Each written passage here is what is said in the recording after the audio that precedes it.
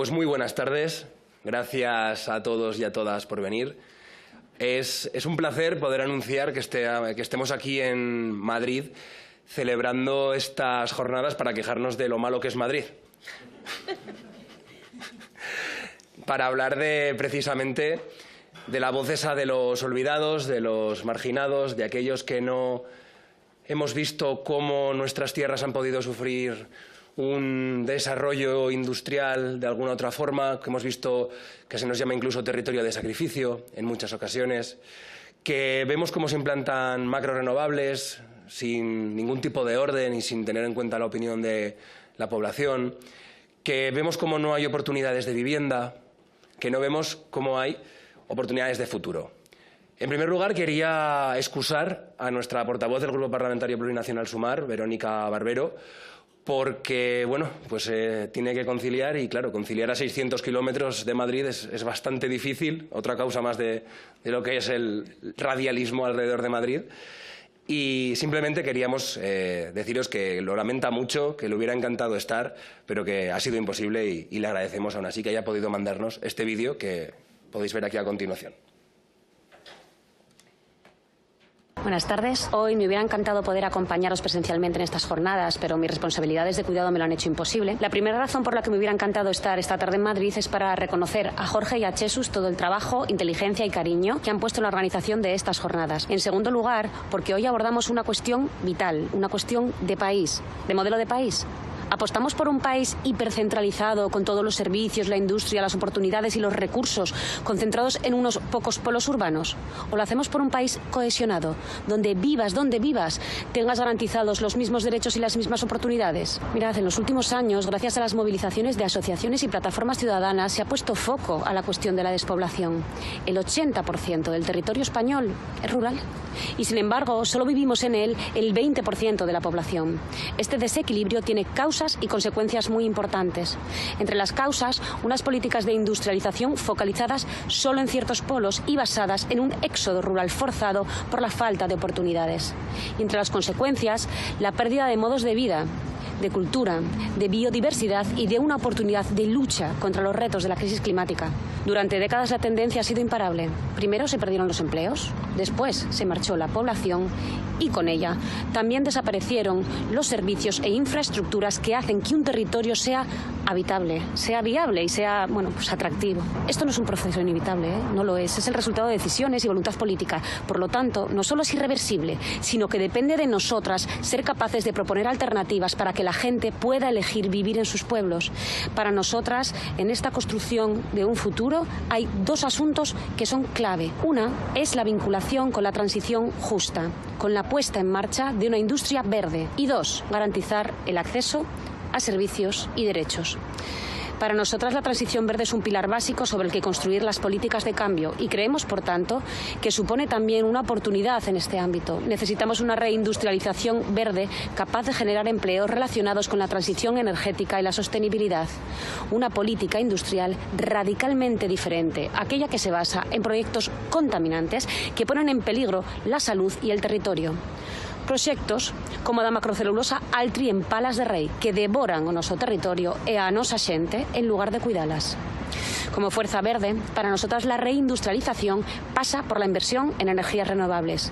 En primer lugar, porque estas son la clave para dejar atrás el consumo de combustibles fósiles y reducir las emisiones de gases de efecto invernadero. Es decir, en pocas palabras, para que podamos tener efectivamente un futuro, ¿no? Y dos, porque creemos que efectivamente son una oportunidad para una transición justa que no deja a nadie atrás. Somos conscientes totalmente de los conflictos que se están dando en muchos lugares en torno al despliegue de las renovables y defendemos que hay que abordarlos con diálogo y buscar soluciones. Por eso jamás debemos dejar atrás la opinión de la gente, pero tampoco y mucho menos esto debe llevarnos a una oposición a las energías renovables. Por eso esta apuesta por las renovables debe hacerse mediante la comunicación, el diálogo y la participación.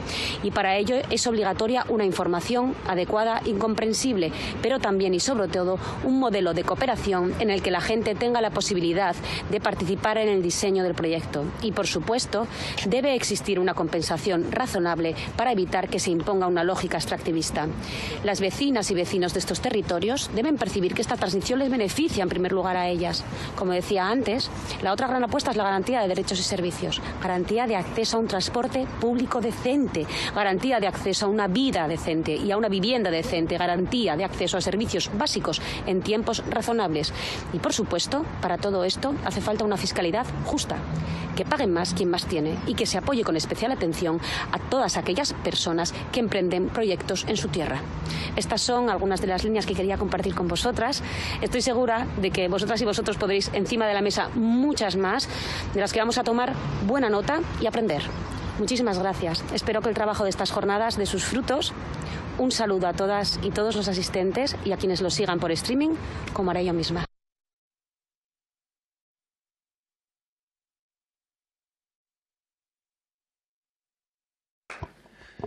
Bueno, pues moitas gracias, Vero, si nos estás viendo por ahí. Como decía nuestra portavoz, para Chunta Aragonesista y para el Grupo Plurinacional Sumar es esencial la lucha contra la despoblación. Es esencial la cohesión territorial y es esencial que, independientemente de donde hayamos nacido todos nosotros y nosotras, tengamos igualdad de oportunidades. Porque no ha sido así durante mucho tiempo, no ha sido así. Este fenómeno de la despoblación comenzó precisamente con todo el desarrollismo franquista, invirtiendo en unos polos de industrialización y dejando los demás al albur de las circunstancias, dejando a los demás a su suerte. Esto es consecuencia de un modelo económico que se basaba, en primer lugar, en la primacía de industrias extractivas que no dejaban ningún beneficio en la tierra. Después, la desposesión industrial provocó que muchos jóvenes, sobre todo a finales del siglo XX, tuvieran que emigrar, tuvieran que buscarse la vida en otro sitio. En tercer lugar, la desposesión de terreno agrícola también hizo que fuera atesorado todo ello por fondos de inversión. En cuarto lugar, hemos visto cómo el oligopolio eléctrico campa a sus anchas por todo el territorio, quedándose también con el territorio, precisamente, y estableciendo políticas de espaldas a la ciudadanía. También la desposesión de los circuitos de distribución y movilidad ha provocado la marginación de esos territorios, la desposesión de los recursos turísticos, enfrentándolos a la población y enfrentándolos también a la cultura local, como hemos visto en tantos sitios, y finalmente pues todo esto provoca crisis demográfica. Estas características se definen y se vienen definiendo desde 1970 por Lafont y otros politólogos occitanos, al otro lado de los Pirineos, para los que somos aquí aragoneses, nuestros vecinos del norte, que han sufrido las mismas circunstancias que nosotros y que nosotras.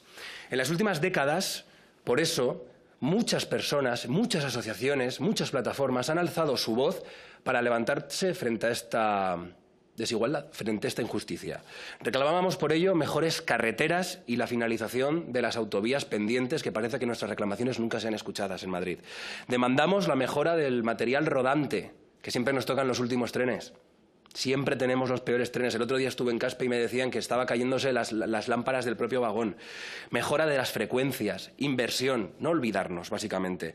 También exigimos por ello un Estado 30 minutos, donde podamos acceder a la educación, a la sanidad, a la atención primaria, a los más mínimos derechos básicos, a que nuestros hijos y hijas puedan hacer deporte, a que podamos hacerlo nosotras. Y es una cuestión que vemos como cada día es más difícil en el mundo rural. También, como decía nuestra compañera Vero, resistiendo frente al impacto agroambiental, social, territorial y ecológico del despliegue de unas macrorrenovables que no se han hecho pensando en el territorio, que no se han hecho pensando en la redistribución de esos beneficios a las personas y que no se han hecho contando con ese territorio. Y por último, pensando sobre todo en que queremos vivir aquí, en que necesitamos vivienda digna, rehabilitación, ayudas a la compra, al alquiler y que la gente que se fue pueda volver, porque muchas personas en el pueblo no venden sus casas. Por ello necesitamos también alternativas al desarrollo y al empleo. Todas estas movilizaciones encontraban un denominador común, la lucha contra la despoblación y la defensa del territorio para poder vivir en dignidad. Por eso la segunda mesa se llama Donde quisimos vivir, precisamente como dice la canción de Ixo Ray, para poder vivir allí. Esta jornada se estructura en 3 mesas. No os vamos a llamar la atención si os pasáis de tiempo. Al primero, como nos pasemos, entonces ya sí. Estará Jesús con un flash al fondo, ¿será así? No, Jesús, tranquilo, no te voy a dar mal. Pero se debatirá por ello, en primer lugar, eso que decía de los servicios a 30 minutos. Que todo el mundo, haya nacido donde haya nacido, tenga servicios a 30 minutos. Y yo sé que esto es una cosa que la gente que vive, por ejemplo, en Benasque, o en Castanesa, o en Teruel, no cree ni imagina ni de lejos. O que vive en Cuenca o que vive en Soria. el poder tener esos accesos a 30 minutos. A continuación, abordaremos una mesa específica sobre vivienda, porque hablamos mucho de vivienda, pero desde el Grupo Plurinacional Sumar y desde Chunta Aragonesista queremos hablar también de vivienda rural, de cómo están las zonas tensionadas del mundo rural y no solo eso, sino de cómo está la vivienda en el mundo rural con todo lo que decía anteriormente. Y finalmente, pues debatiremos sobre si somos todos territorio de sacrificio o no, sobre si merecemos poder vivir allí o no, y si creemos que tenemos que construir un Estado con polos donde haya extractivismo y que ese impacto de las renovables no vaya en beneficio de todos y de todas, o creemos lo contrario.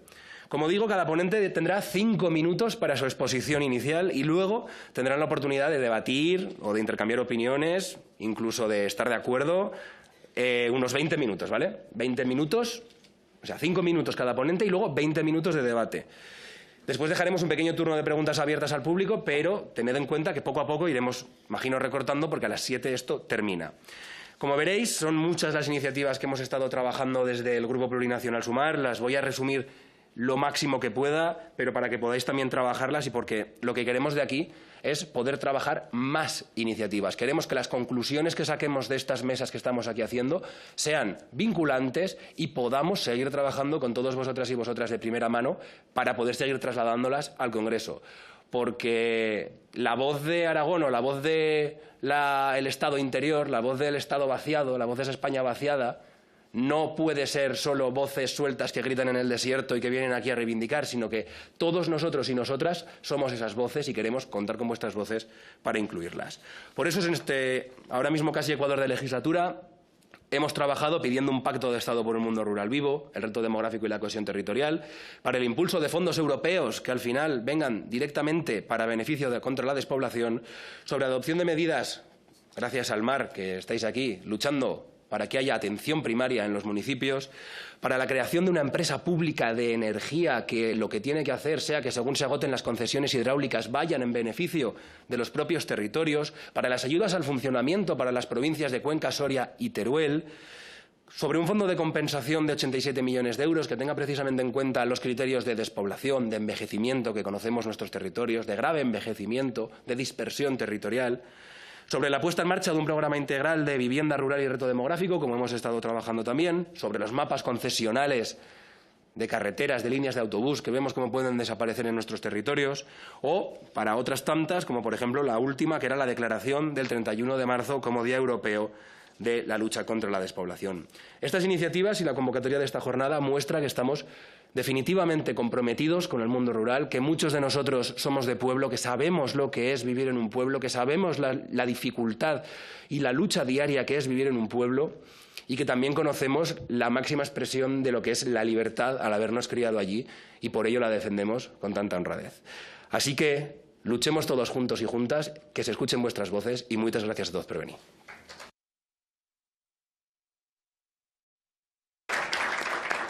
Pasamos entonces con la primera mesa. Por favor, los ponentes que suban.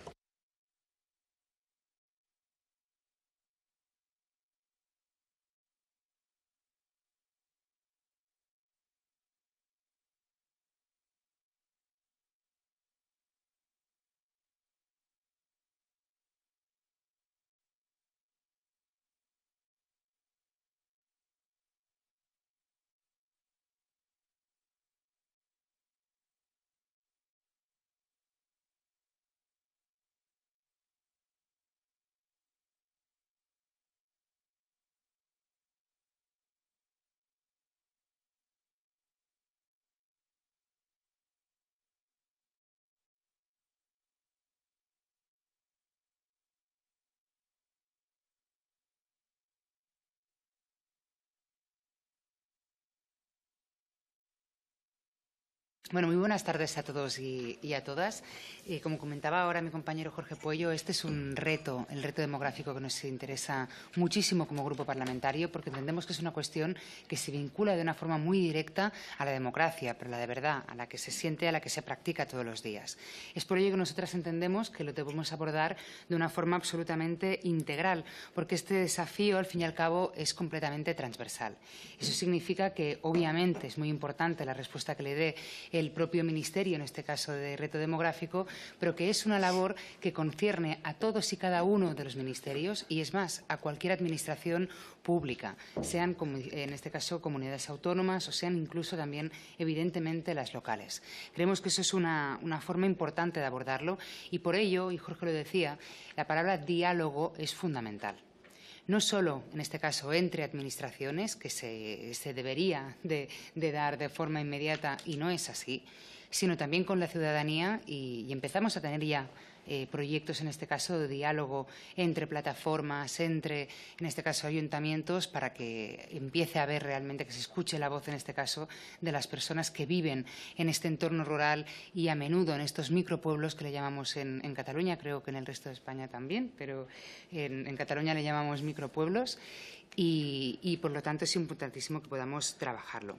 Al fin y al cabo, este Gobierno firmó un acuerdo también en el momento en que firmamos el acuerdo de legislatura, en que hablábamos ya de este desafío del país de 30 minutos y falta muchísimo por seguirlo trabajando. Y tiene que ver con esta lógica de que cualquiera, viva donde viva, pueda llegar a acceder a servicios que son públicos y que son esenciales pues en cualquiera, en este caso, de las latitudes. Estamos hablando, por lo tanto, en este caso, de un reto que debemos reconocer, lo que es muy ambicioso, que no va a ser económico, en términos que no va a ser barato, y yo creo que esto lo debemos de reconocer, porque alberga muchísimas cuestiones que no solo tienen que ver, en este caso, con extender la capacidad de practicar los servicios públicos en términos democráticos o en relación, en este caso, a la equidad territorial, sino que tiene que ver con el acceso a servicios pues que probablemente muchas personas en las ciudades ni se planteen y desconocen que hay muchísimos ciudadanos y ciudadanas en este país al que no tienen acceso, ¿no? Estamos hablando, por lo tanto, además, de la necesidad de abordar las cuestiones relativas al sistema educativo. Sabemos que hay muchísimos pueblos, en este caso, donde si no fuera por pequeños autobuses, que a menudo son los propios vecinos y vecinas quienes terminan haciendo rondas incluso para poder acercar a sus hijos a la escuela más cercana. Estamos hablando, por lo tanto, de todo aquello que tiene que ver con el servicio sanitario. Yo creo que debemos de poder reconocerlo. Estamos hartas de que nos manden, en este caso, a los CAPs comarcales que a menudo ya están lejos, cuando además, cuando llegamos allí, resulta que no nos pueden hacer las pruebas porque no están los especialistas necesarios. Eso quiere decir que la atención primaria debe ser fundamental, pero quiere decir también que deben haber formas para poder llegar, en este caso, de una forma veloz también a los hospitales, en este caso, grandes, por decirlo así, para no quedarnos, en este caso, pues sin capacidad de atención en situaciones que a menudo son de riesgo y que son, por lo tanto, de extrema vulnerabilidad. Queremos hablar también, además, de cómo damos respuesta a las necesidades de los jóvenes, a la situación específica de las mujeres, a la situación específica también y a la respuesta que le damos, por ejemplo, al colectivo LGTBIQ+, que también existe en el ámbito rural y también tiene sus especificidades. Queremos hablar también de cuál es el trato, de cómo funciona su día a día, en este caso, de las personas migradas o racializadas en el entorno rural, que también padecen, en este caso, pues, cuestiones muy específicas. Queremos hablar, evidentemente, de dependencia y eso es fundamental. Yo creo que cuando hablamos, en este caso, del envejecimiento, a menudo lo ligamos a un discurso casi catastrófico. Hacerse mayor, vivir años, no es un problema. En realidad es un éxito, tanto individual como colectivo, de una sociedad que ha sido capaz, en este caso, de mejorar las expectativas y de mejorar también la capacidad, en este caso, en torno a la vida. Lo vivimos como un problema porque no tenemos servicios públicos a la altura. Y sabemos que tenemos un problema, en este caso, de reto demográfico, en el cual no es un problema que seamos mayores, es un problema que no tengamos acceso a servicios como la dependencia o a servicios tan fundamentales como la atención y los cuidados que pueden acarrear algunas enfermedades que son normales con los achaques, básicamente, de la edad. Y ya no de la edad. Hay enfermedades que no conocen, en este caso, de edades, que se producen absolutamente en todos los rangos y a ello tampoco acceden las personas que acceden de forma, yo creo que muy precaria, las personas que viven en el entorno rural. Queremos hablar también del acceso a los servicios administrativos, a los servicios postales, a los servicios financieros, evidentemente también al ocio, un ocio que a lo mejor tiene que ser también alternativo. Y queremos hablar también de vivienda. Fijaros que cuando Cuando la gente de ciudad viene a muchos pueblos, una de las cuestiones que más les llama la atención es el hecho que existen en muchos de ellos muchas casas que están abandonadas y se preguntan, bueno, ¿por qué el propietario / propietaria no arregla, no lo vende? Bueno, pues muchas veces porque es imposible, porque no tiene el dinero ni la capacidad y, por lo tanto, nos encontramos con un reto que probablemente con una colaboración con las administraciones en torno a la rehabilitación de los edificios podríamos dar, sin duda, mucha más vida a muchos pueblos de este país. O sin ir más lejos, yo sí quisiera denunciar, porque las situaciones se dan en todos los lugares de España, situaciones como las que se viven en el Pirineo catalán, que estoy convencida que también se dan en el aragonés, así como en cualquier zona tensionada en la que durante el año pues son 5, 10, 15 vecinos, pero cuando llega el verano llega toda la gente de la ciudad, en la que se generan nuevas promociones de vivienda en las que a la práctica están destinadas, tanto por precio como por ubicación, a aquellos que son de la ciudad y quieren pasar unos días en el monte o a aquellos que son directamente extranjeros y que vienen aquí pues, a tener su casita de verano o su casita de invierno para estar bien tranquilitos en un entorno idílico, mientras todo el resto tiene la incapacidad absoluta de poder emanciparse, que es un derecho que debería ser reconocido en la Constitución. Yo creo que debemos pedir además coherencia en este caso entre los diferentes ministerios. Creo que ahora mismo no se está dando, por ejemplo, entre el reto demográfico y entre el Ministerio, en este caso de Transportes. Es fundamental que podamos tener un desarrollo, en este caso acompañado y sin duda dialogado con todos ellos y, por lo tanto, es importante marcar este principio, yo creo que fundamental, como es la coherencia política. No me voy a alargar más porque este es un reto muy importante y por ello tenemos aquí una mesa de lujo. Tenemos en primer lugar a José Antonio Domingo, nacido en Fuenferrada, en Teruel, donde continúa viviendo además en la actualidad desde hace 64 años. Estudió Ciencias Económicas y Empresariales en la Unidad de Zaragoza y presenta un larguísimo currículum, trabajando con distintas responsabilidades en muchas empresas, que culminan además con el premio a la trayectoria entregado en 2015 por la Asociación de Directivos y Ejecutivos de Aragón. Trabajó en una empresa de análisis y medicación del mercado de gran consumo, luego en una cadena de supermercados de gran distribución, luego fue director general de la cadena de tiendas Martín Martín, director de la División de Agricultura Ecológica e Industria de Gardeniers, que es un centro especial de empleo a Atades. Pero en 2023 decide dejarlo todo y regresar a su pueblo, Fuenferrada, y ahora trabaja como gerente de la diócesis de Teruel y Albarracín y es el administrador de Cáritas diocesana de esta diócesis. También es vicepresidente de la Fundación Integración y Empleo y secretario de la empresa de Inserción y Centro Especial de Empleo, que esa fundación comparte además con la Fundación Picarral, pero aquí básicamente está como portavoz, o como uno de los portavoces al menos, del movimiento de acción rural surgido en la comarca teruelense de Cuencas Mineras. Un movimiento ciudadano que desde 2020 lucha contra la pérdida de servicios en el medio rural y un ejemplo de resistencia que combina siempre la protesta con además la propuesta. Le doy, si os parece, la palabra en primer lugar a él y vamos luego presentando uno por uno. Gracias. Tengo la voz un poco tomada porque los de pueblo, el fresco lo llevamos a veces un poco regular. ¿Me oís bien, verdad? Sí.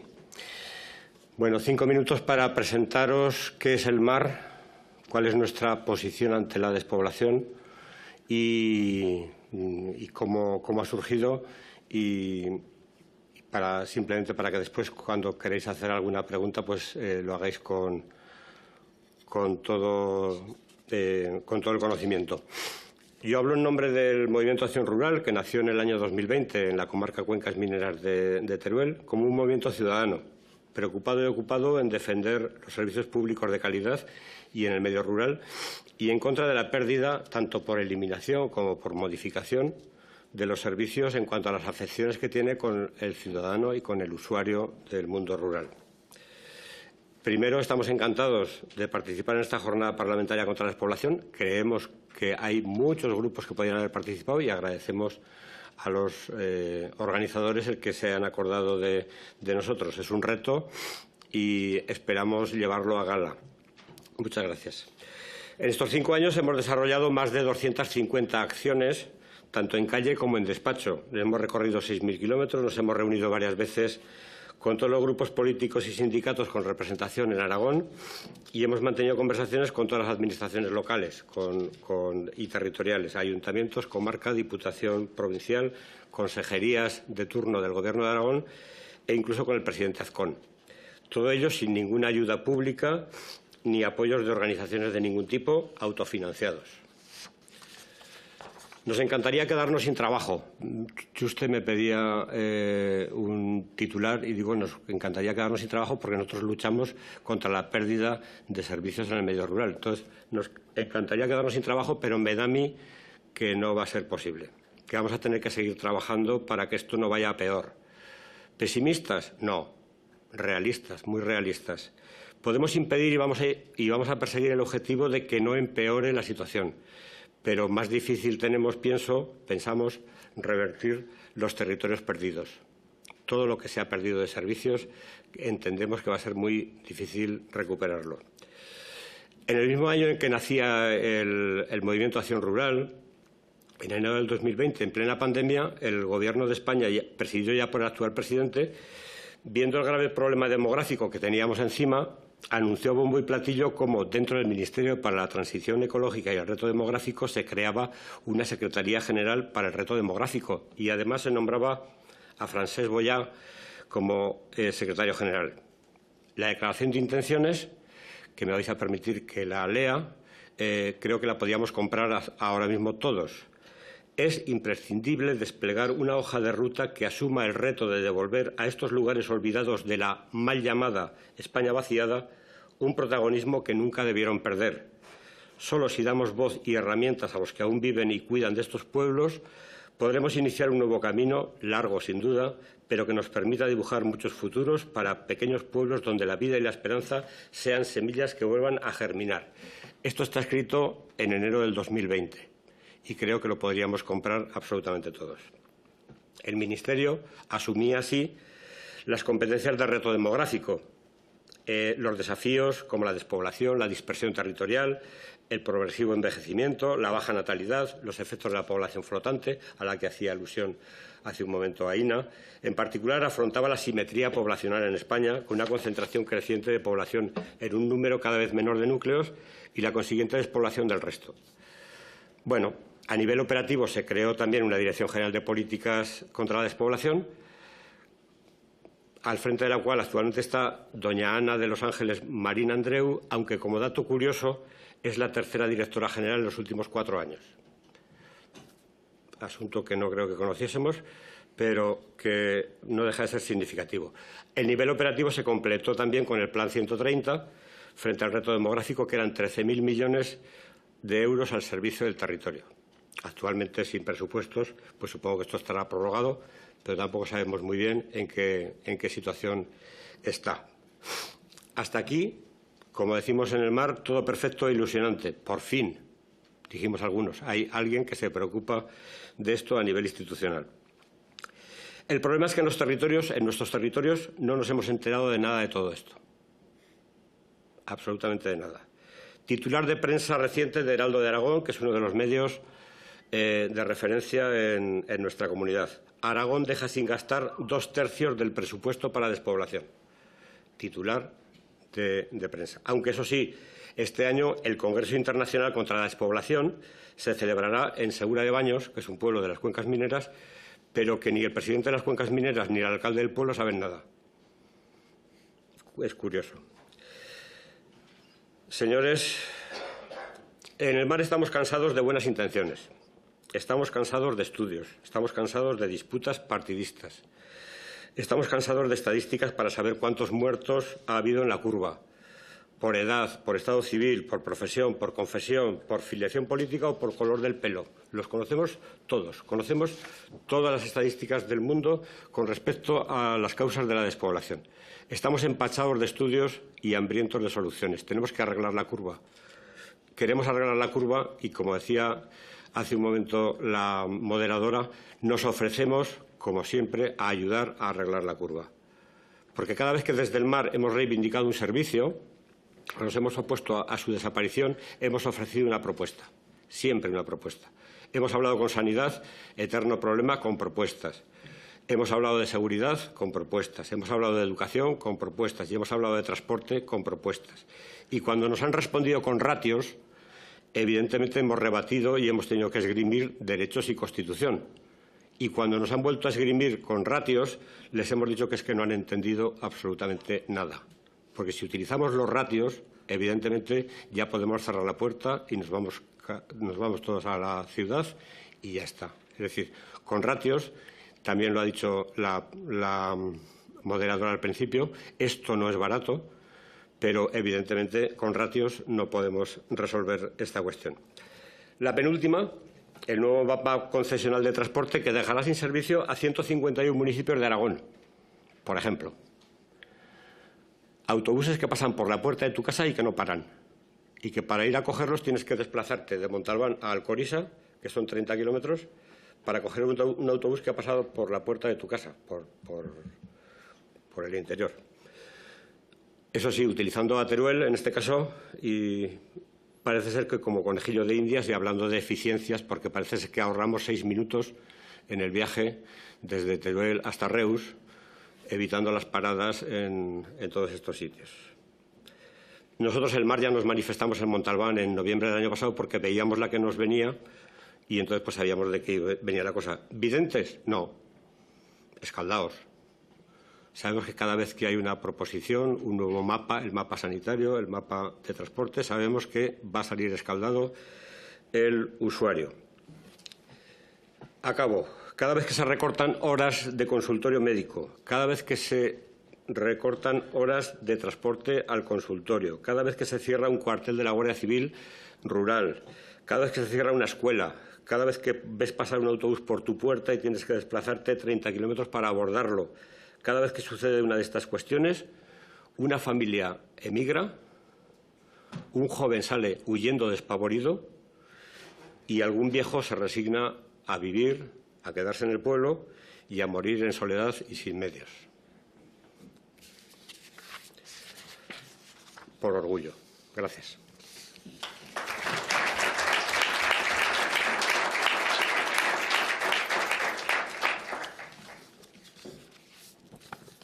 Con orgullo. Vamos pues con la segunda invitada. Es Esperanza Magán, es presidenta de ADASUR, Asociación para el Desarrollo de la Alcarria Sur, desde 2016, miembro de la Junta Directiva de Recamder, Red Castellano-Manchega de Desarrollo Rural. Desde 2019 es concejala también del Ayuntamiento de Mondéjar, de Guadalajara, desde 2015, ¿no? Desde 2011. Desde 2011. Es una profesional muy sólida, además con una trayectoria larga, en este caso en la administración pública local, y con un liderazgo en programas europeos de apoyo al emprendimiento, innovación y sostenibilidad en el medio rural, comprometida con la diversificación económica y la mejora de la calidad de vida en zonas despobladas, con amplia experiencia además en coordinación con otros grupos de acción local de Castilla-La Mancha. Su compromiso con la diversificación económica del medio rural se manifiesta en iniciativas tan importantes y concretas que promueven sectores como el turismo sostenible, la restauración del patrimonio cultural y la creación de nuevas oportunidades para la población local, contribuyendo además de forma muy activa, sin duda, a frenar la despoblación. Tienes la palabra. Bueno, pues muchas gracias a los que nos han convocado, que bueno, nos han buscado ellos a nosotros y estamos encantados de venir. He venido acompañada con el equipo de ADASUR. Y simplemente, no sé si sabéis lo que son los grupos de desarrollo rural. Nosotros somos uno de los grupos de desarrollo rural que hay en Castilla-La Mancha. En Guadalajara somos 5 grupos y en Castilla-La Mancha somos 29. Probablemente ADASUR será el más cercano a Madrid, con lo cual sí que nuestra realidad no es la de todos los grupos de desarrollo rural. Quiero presentaros, por eso quiero poner ahí en la pantalla nuestra página web, pues para que nos situéis un poquito la comarca. Ahí tenéis Castilla-La Mancha. Y, bueno, los moraditos que están ahí somos nosotros, ¿vale? Por eso hemos tardado 1 hora en venir, pero no todos tenemos tanta suerte, ¿eh? Bueno, pues ADASUR está integrado por 35 municipios, una población total de los 35 municipios de un poco más de 50.000 habitantes. Pero el 62% de esos habitantes están en 4 municipios. Evidentemente, los que están más pegados a la capital, a Guadalajara, que sabéis que está en el corredor de Henares, que es el que se está llevando un poquito todos los grandes premios, porque a modo global Guadalajara sí que está ganando población, pero es verdad que está reunida en el corredor de Henares. Son Alovera, Cabanillas, Pioz, Lleves. Son municipios que también tienen urbanizaciones enormes, que están creciendo ya desproporcionadamente también. Y bueno, pero quería destacar que en nuestro territorio el umbral de la Unión Europea está en 12 habitantes por kilómetro cuadrado. Hay 22 municipios que están por debajo de esos 12 habitantes. El de menor densidad de población es Sayatón, con una densidad de población de 1,41 habitantes. Y el de mayor es Alovera. Alovera, que está en la misma Nacional 2, pues es que no hay más que explicar. El municipio de Valdeconcha es el que menos habitantes tiene, que tiene 38. Bueno, con respecto a nuestro grupo, no sé si sabéis cómo funcionan los grupos. Nosotros tenemos una estrategia de desarrollo local participativa. Quiero poner énfasis en participativa para el periodo 2023-2027, porque nos hemos ido a los institutos de nuestros pueblos, a los colegios de los niños, nos hemos reunido con todo el tejido de turismo, agroalimentarias, en diferentes mesas, y de ahí ha salido nuestra estrategia para estos próximos años. Quiero decir también que gracias a la Ley de la Despoblación de Castilla-La Mancha hemos tipificado las zonas dependiendo de la densidad de población. Como decía antes, los grupos de desarrollo rural, cada uno tenemos nuestras casuísticas, ¿vale? No es lo mismo el grupo de Alto Tajo, Molina de Aragón, que Adasur o Adac o Sierra Norte de Guadalajara. Cada uno tiene incluso dentro de nuestro propio grupo, como decía antes, tenemos pueblos como Alovera, que no son pueblos, pero tienen 13.000 habitantes, y tenemos pueblos como Valdeconcha, que tienen 38 habitantes. Quiero decir que nosotros tenemos una realidad en nuestro territorio que creo que se puede trasladar al resto de todo el territorio nacional. Esta diferencia de tipificar esta población ayuda luego a gestionar los fondos o ese tipo de servicios.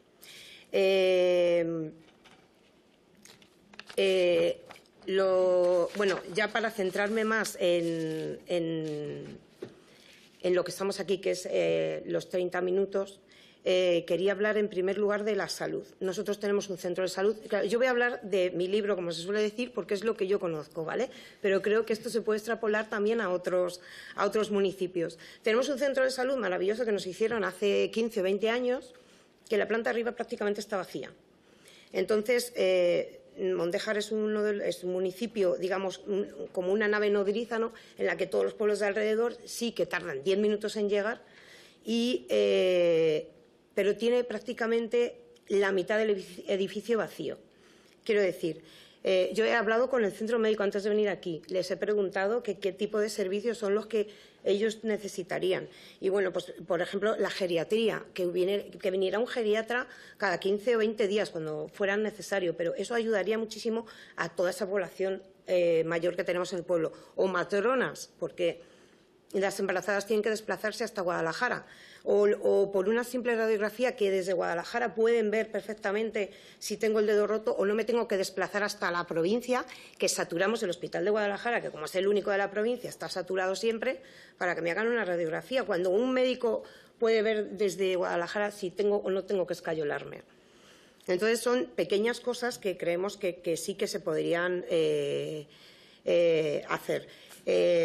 Fisioterapia también es algo que hoy en día se requiere mucho. Os digo que os traslado lo que me han dicho en mi centro médico. También las unidades médicas móviles. Esto fue algo que recogimos cuando hicimos la estrategia. Unidades médicas que puedan ir a los pueblos más chiquititos en las que la gente mayor tampoco se puede desplazar, y bueno, pues que les pueden hacer un escáner, una radiografía o algo así. Eso con respecto a la salud. Con respecto a la educación, tengo que decir que en mi territorio sí que tenemos eso cubierto, porque en Castilla-La Mancha la ratio, aunque hay que hablar de ratio, siempre tiene con 4 niños se abre un colegio. Escariche es un municipio que le tenemos, que está dentro de nuestro territorio y ha abierto el colegio. Un colegio que hicieron, luego cerraron porque subieron la ratio, ahora lo han abierto y van 5 niños. Pero bueno, son 5 niños que se van a quedar en el pueblo. Probablemente, gracias a que esa escuela ha abierto, haya gente que se anime a irse a vivir a Escariche, porque ya no tienes que desplazar a los niños a otro sitio. Y la formación profesional. La formación profesional es algo que nuestros alumnos con 16 años que terminan la ESO, muchos de ellos todavía no están preparados para salir y entonces se quedan en bachillerato, fracasan porque su fin no es ese. Y el tema de la formación profesional, que además nosotros como Grupo de Desarrollo Rural hablamos mucho con empresarios y siempre nos dicen lo mismo, que no encuentran personal cualificado para trabajar en sus talleres de mecánicos. Entonces, si pudiéramos acercar a los empresarios a esos chavales que quieren estudiar una formación profesional, pues también. Claro, aquí sí que chocamos con las ratios. Alguna vez en mi pueblo lo hemos querido traer, ha sido imposible porque de una sola profesión, si nos piden un mínimo de 12, pues no salen. Y por último, quería hablar del tema de la movilidad y el transporte, y ya acabo. Creemos que, bueno, quiero poner un poco un ejemplo. En Castilla-La Mancha se está poniendo, que está implantado ya en Cuenca, en algunas zonas de Cuenca y en algunas zonas de Guadalajara, el transporte sensible a la demanda. ¿Qué quiere decir? Que taxis rurales, que nosotros también estamos dando ayudas a gente que está comprando taxis rurales, de alguna forma se comunican entre los pueblos, porque ya no solo la comunicación con la capital, sino que entre un pueblo y otro, la señora que quiere ver a su prima que vive en el pueblo de al lado. Entonces, oye, es un poco como los Uber y los Cabify, estos que se van llamando para ver si vas a ir a tal pueblo y me puedo ir contigo. Pues un poco es la Junta de Comunidades pone un dinero, creo que pagan 2 euros dependiendo de los kilómetros que vayan a hacer.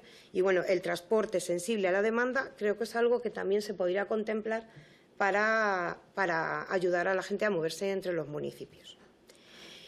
Y para terminar del todo ya, todos estos servicios se prestan desde las comunidades autónomas. Claro, ¿qué pasa? Guadalajara tiene 250.000 habitantes. Recibe dinero por esos 250.000 habitantes. Cualquier pueblo o municipio de la provincia de Madrid, como Alcalá de Henares, recibe el mismo importe porque también tiene 250.000 habitantes, pero con una farola alumbra a un piso entero de viviendas. Y, sin embargo, en las zonas despobladas se necesita, o sea, cuesta muchísimo más prestar esos servicios, con lo cual, al final, si seguimos ingresando el mismo dinero que Alcalá de Henares, nunca jamás podremos llegar a ser como ellos. Y nada más.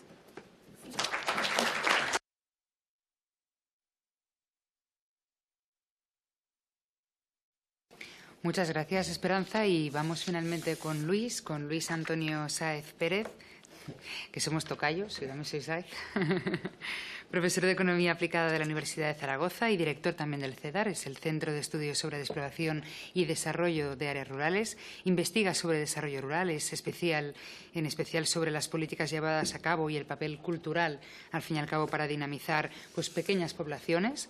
Ha asesorado a entidades públicas, a organizaciones de todos tipos, con agencias de desarrollo y asociaciones de pequeños pueblos. Comparte la puesta, además, en marcha de diferentes proyectos y principalmente pues, en el ámbito de la juventud y también de la cultura.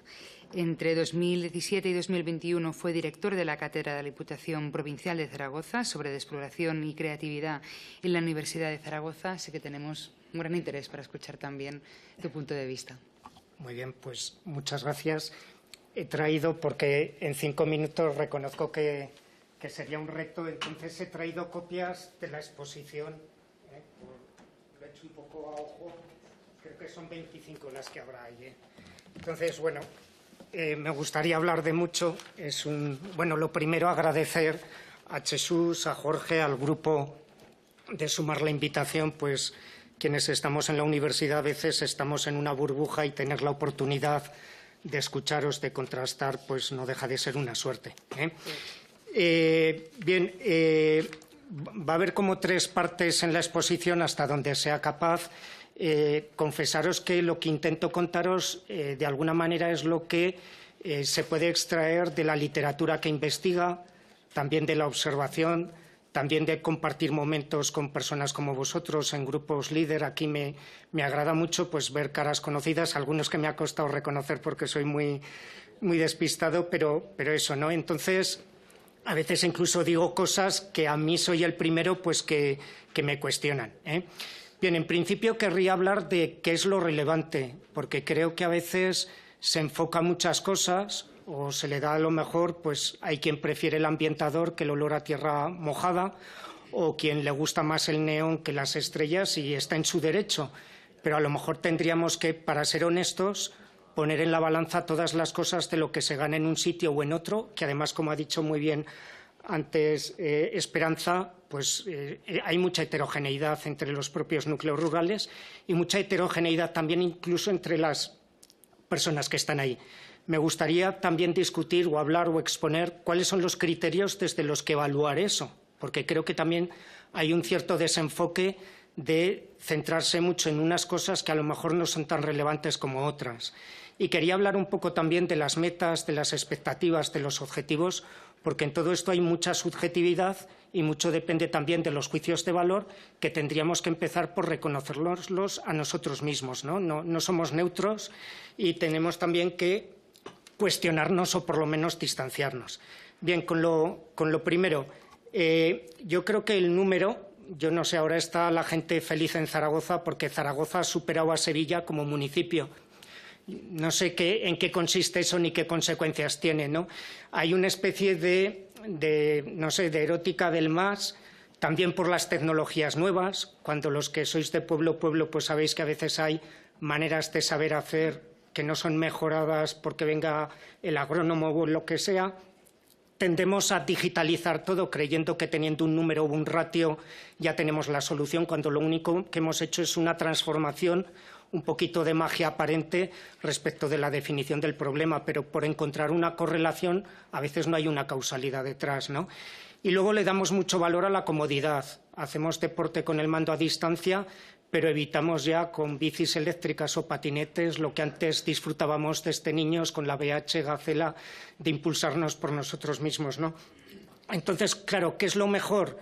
Y yo creo que aquí estamos hablando demasiado de la inmediatez, que sin duda es una parte de la variable, pero de un polinomio muy complicado del que a veces nos faltan muchas ecuaciones y de las que a veces tendríamos que ser un poquito, no sé si humildes, pero por lo menos el terreno de la duda, entrar más en las buenas preguntas, porque a veces las respuestas nos hacemos trampas nosotros mismos, ¿no? Decir, ¿para qué es esto? ¿Por qué? ¿Qué consecuencias tiene? En El País había el otro día una carta al director de un joven de la zona rural de Valencia que decía a cambio de qué ganaba y perdía cosas por estar en un pueblo que en Valencia también hay serranía rural, ¿no? Entonces, bueno, hay una palabra que se usa muy poquito en esta Cámara y muy poquito en muchos lugares. Nosotros hemos trabajado a veces con el Gobierno de Escocia. Si leéis, solo son 80 páginas, no son estas enciclopedias que se hacen aquí ni tal, y hablaban de evidencias. Evidencias, yo digo que son como los récords. A lo mejor hay una cosa que parece buena y viene luego una demostración, pero ese carácter deportivo de no entrar ya con una asertividad creyendo que ya estoy en posesión, sin estar abierto, discutir, leer mucho, estudiar mucho, gastar mucha zapatilla sería buena, ¿no? Las evidencias no son propiedad de la universidad, aunque hagamos muchas trampas, sino también de experiencias y sobre todo de diálogos interdisciplinares, que somos los bárbaros especializados que decía Ortega, ¿no? Le damos más importancia al cemento que a los proyectos. A mí me gusta mucho el atletismo. En Etiopía hay pocas pistas de atletismo. Lo que hay gente con una mentalidad, hay buenos entrenadores y hay como una especie de cultura, ¿no? Los que os gusta la cultura sabéis que para hacer un festival no hay que tener un auditorio, hay que tener un buen equipo, una gente, una motivación y una buena organización, ¿no? Entonces eso, hablamos a veces de edificios médicos, pero ¿qué médicos hay detrás? ¿Qué médicas? ¿Qué personal sanitario? ¿Con qué motivaciones? ¿Con qué mentalidad? ¿No? Entonces, bueno, las fotos hay codazos por salir a veces en rotondas, pero lo intangible, que es la creatividad, la innovación, la vecindad, eso no sale.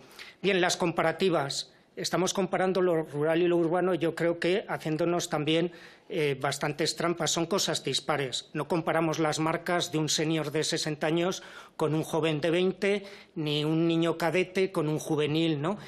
Son cosas que no son iguales de partida, sino que son dispares. Entonces hay cosas que no puedes conseguir en un pueblo y cosas que no puedes conseguir en una ciudad. Si te gusta más el Corte Inglés que la tienda que tienen de todo, pero a lo mejor no muy variado, pues tu lugar es el Corte Inglés, es una ciudad.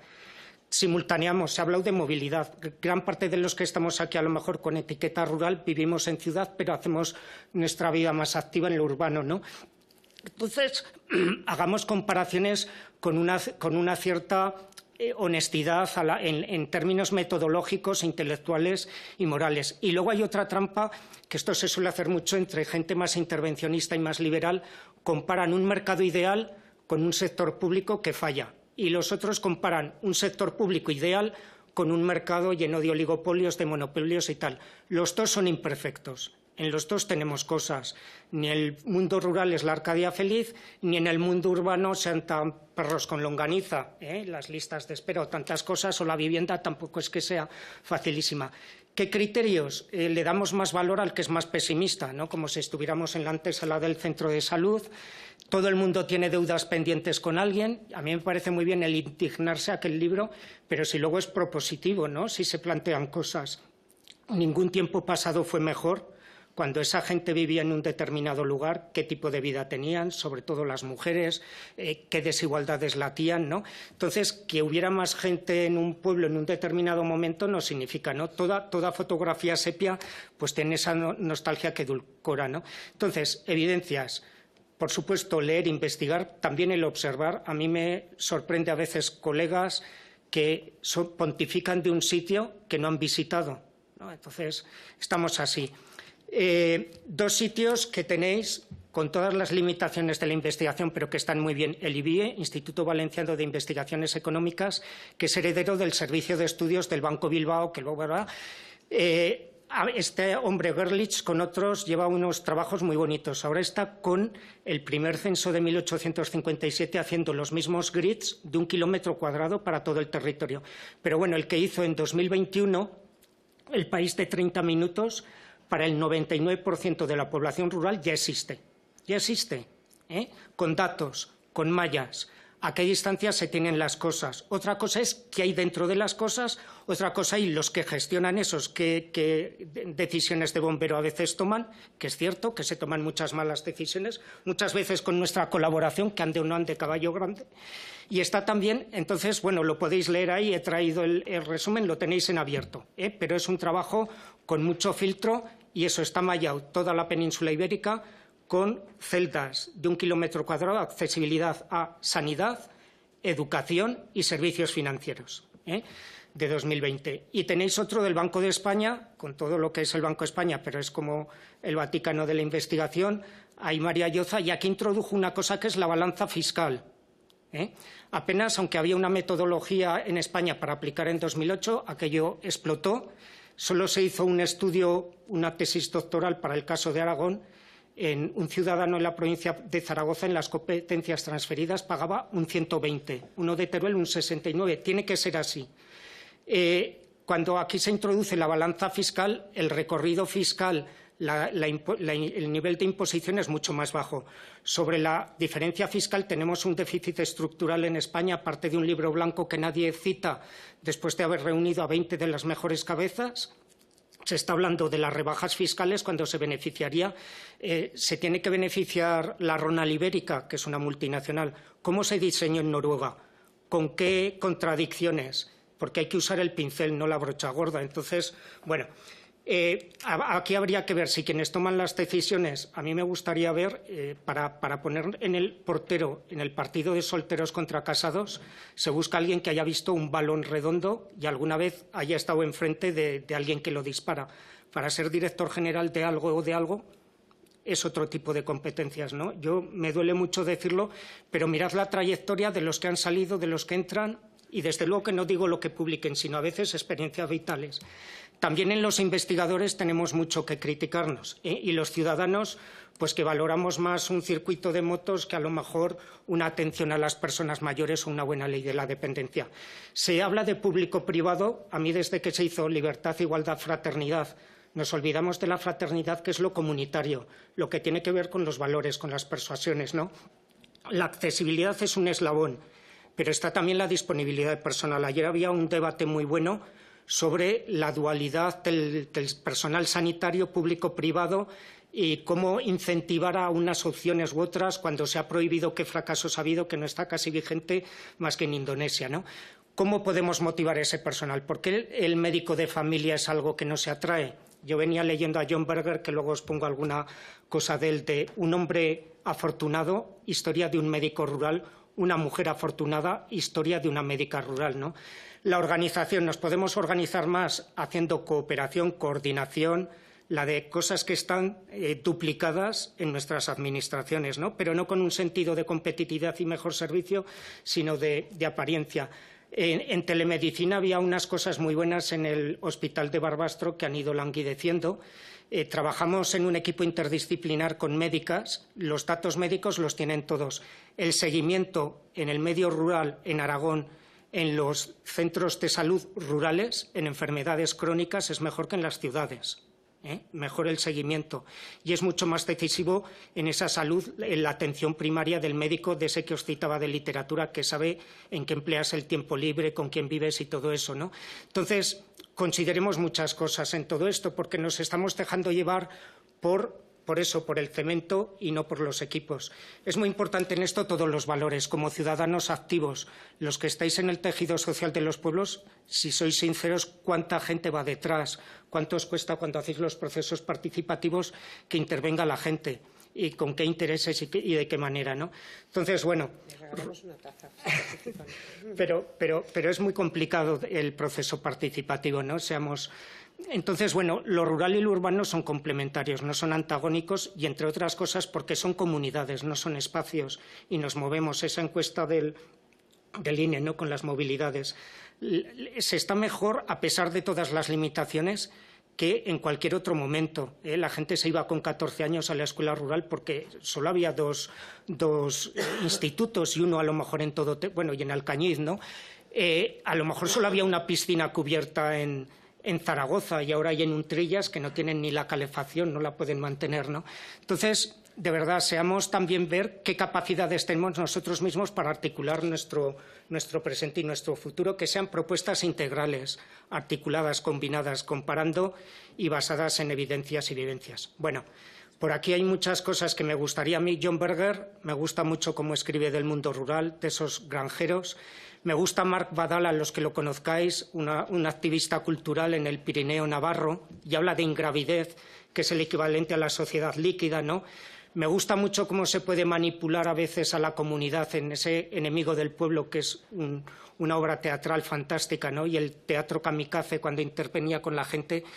Y aunque los animales de la granja tienen más antibióticos, pueden que vivan mejor, a mí me gustaría más reivindicar la comunidad rural, que nos deja ser a nosotros, en cierta medida, con todas las limitaciones, pero con todas las capacidades, ¿no? Por aquí os hablaba, o ya no sé si se me ha pasado, de la definición de Amartya Sen. El bienestar, el desarrollo es la capacidad y ser relevante como persona. Muchas gracias.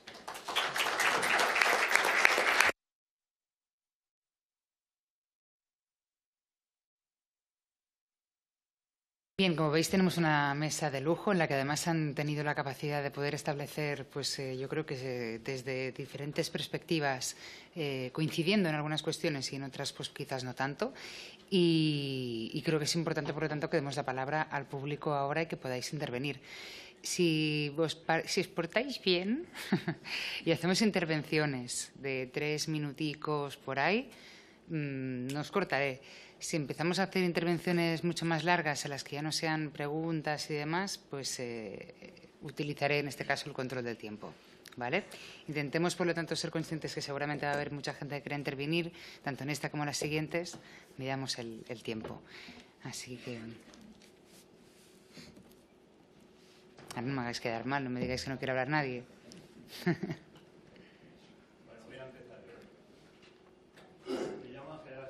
Pon el micro, que si no, no te oyen en casa.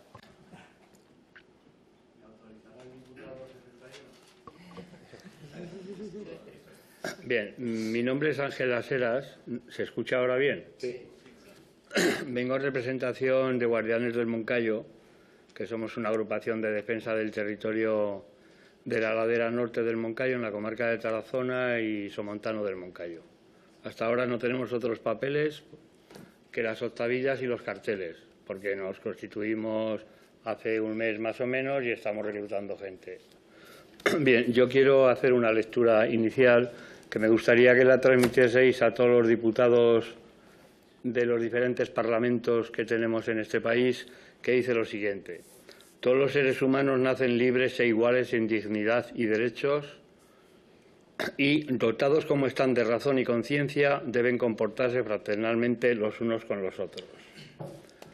Esta frasecita lleva 80 años intentando entrar en los corazones de políticos y responsables del mundo, pero parece ser que lo ha conseguido en pocos todavía.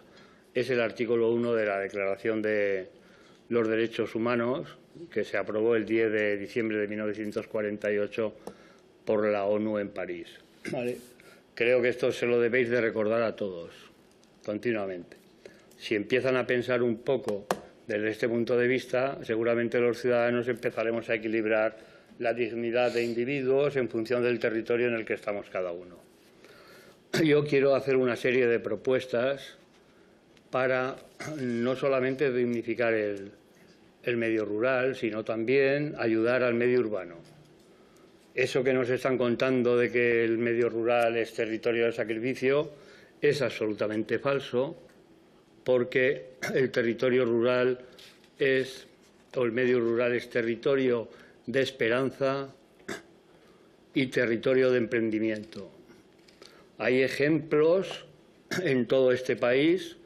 Por ejemplo, en Aragón tenemos un programita maravilloso que se denomina El campo es nuestro.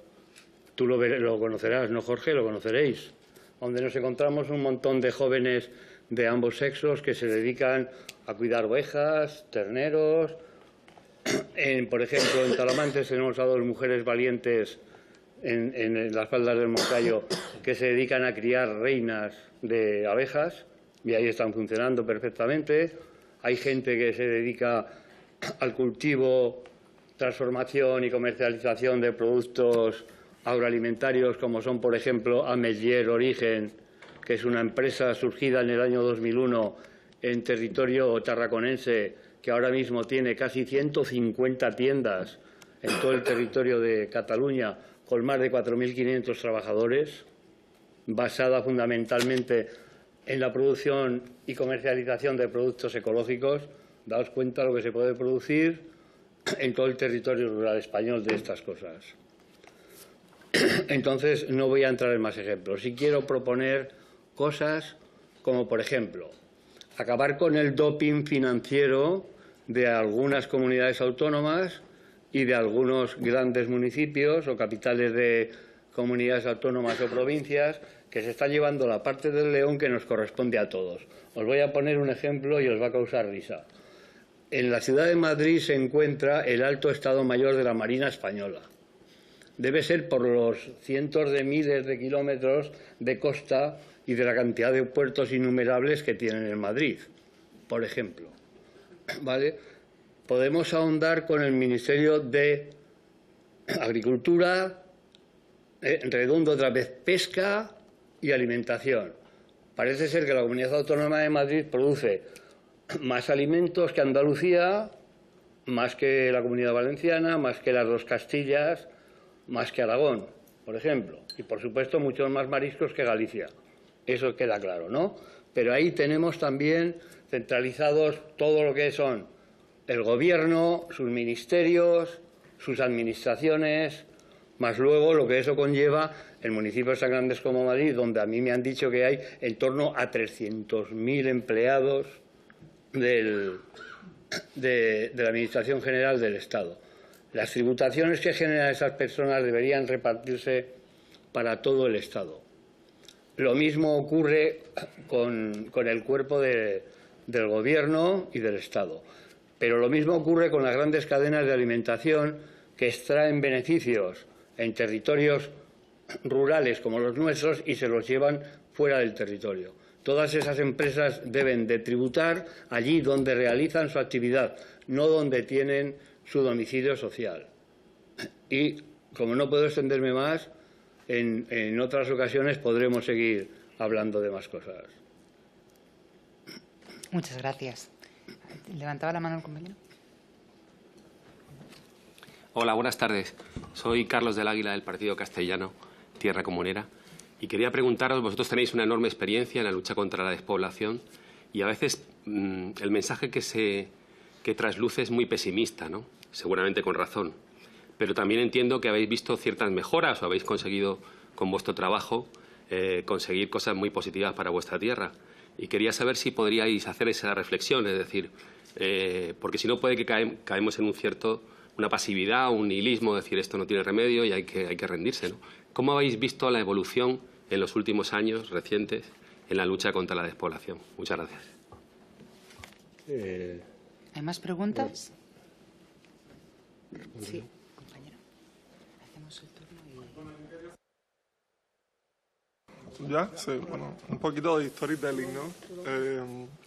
En mi caso, vivo en un pueblo, evidentemente, y el acceso a los servicios básicos, ¿no?, que estamos hablando, yo me pongo en la piel de una mujer de 40 años desempleada que no tiene acceso a darse fisioterapia, y la fisioterapia que se le asigna se tiene que desplazar a una ciudad la cual tiene un costo de desplazamiento, y a eso asóciale que la parada de autobús te deja a ciertos kilómetros, una persona que evidentemente tiene que descansar, no puede ir andando a hacerse ese tipo de fisioterapias y que no reciba ningún tipo de ayuda o asistencia para esa urgencia, ¿no? Y yo digo, bueno, yo soy una persona que tiene 35 años, tengo la capacidad de poder conducir, tener un coche, pero los que no lo tienen, esas personas que se tienen que levantar para poner un plato en la mesa, vivir casi siempre con hijos a cargo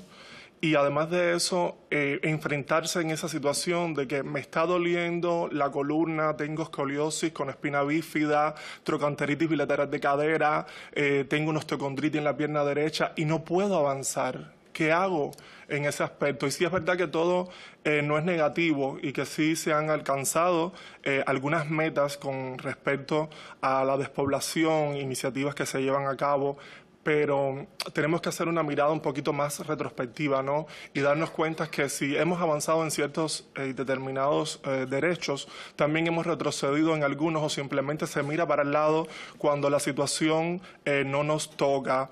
Es triste ver que cada día existen más viviendas cayetanas dentro de los pueblos, sin embargo las personas que radican ahí son personas que no tienen acceso a esa sanidad pública.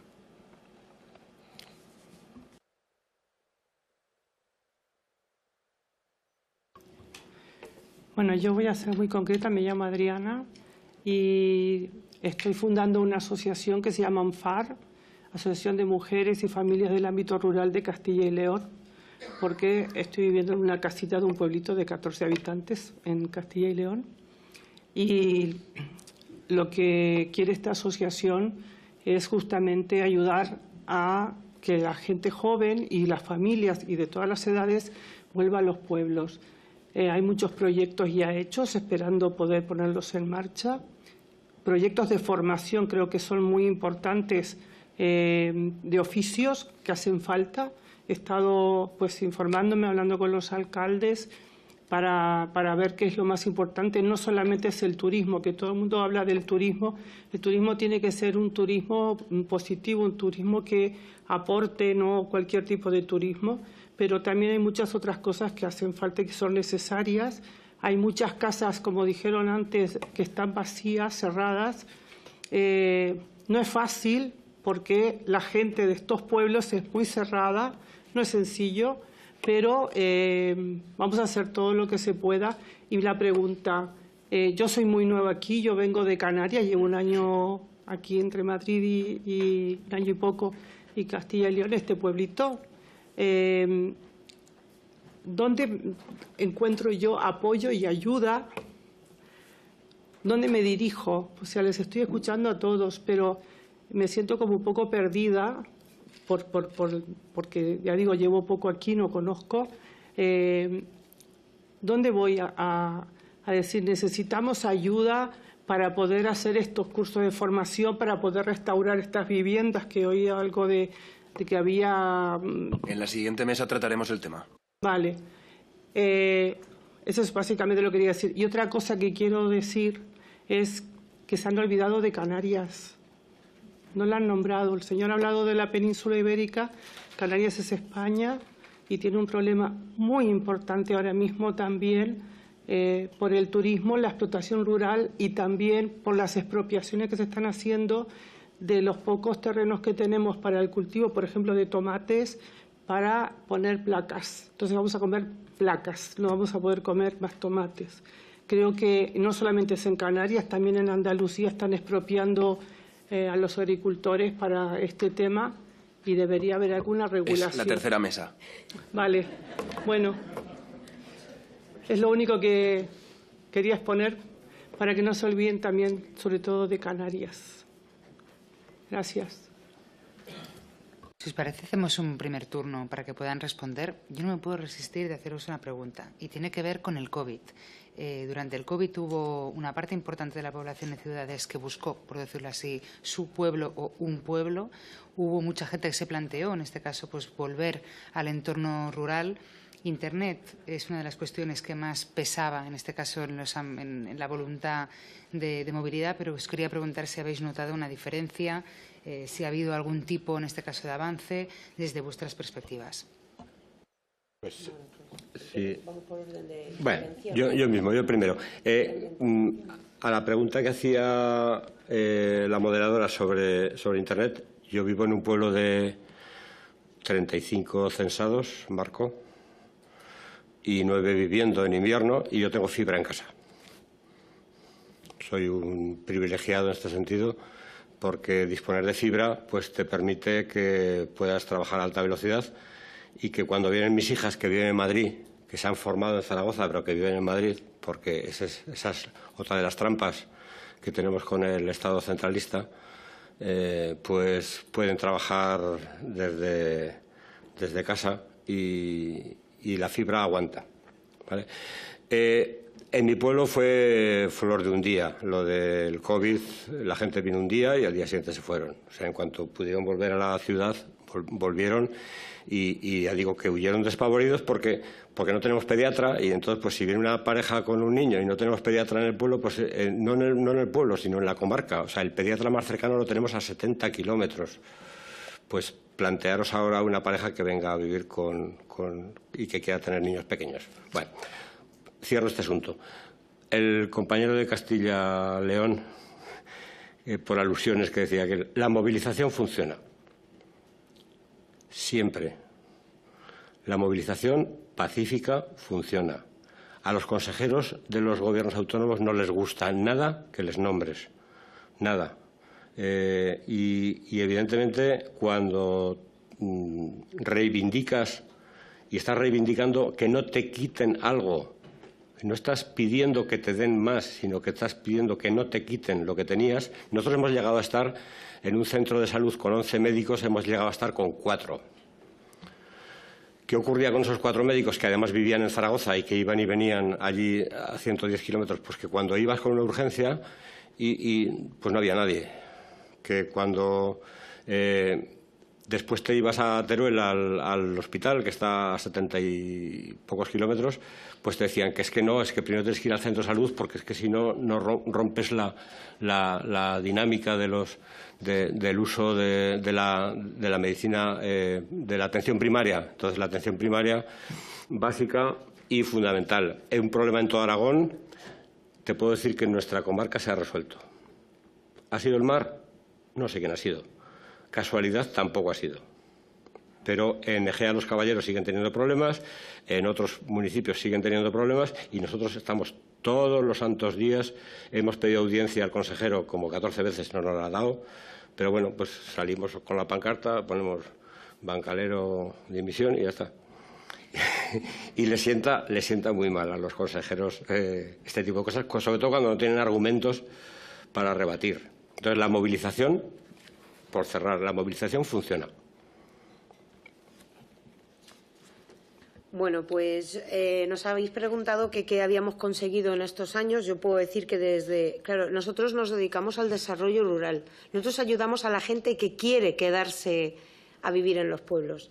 Entonces, cuando viene, no sé, el fontanero del pueblo de al lado y le damos ayuda para que se compre una furgoneta mejor, pues consigue tener más clientes, consigue mejorar su trabajo. Cuando damos una ayuda al pueblo de chiquitito para que haga un pequeño parque, para que cuando vengan los niños tengan un sitio donde jugar, pues también estamos contribuyendo a que ese pueblo tenga una mejor vida. O cuando les ayudamos a hacer una ludoteca. Las ayudas a los municipios alcanzan hasta el 90% de ayuda de la inversión, que esa es otra, que los pueblos con un presupuesto tan pequeñito muchas veces les cuesta trabajo, 6.000 euros para ellos es muchísimo. Entonces, bueno, nosotros siempre tengo que decir que me siento muy orgullosa cuando paso por un pueblo. El otro día estuve en Sayatón, que le he mencionado antes, y allí estaban jugando en su pista de pádel que había hecho la alcaldesa porque quería hacer una pista de pádel, igual que arreglar las calles y demás, pero allí había un ambiente en el pueblo que era maravilloso.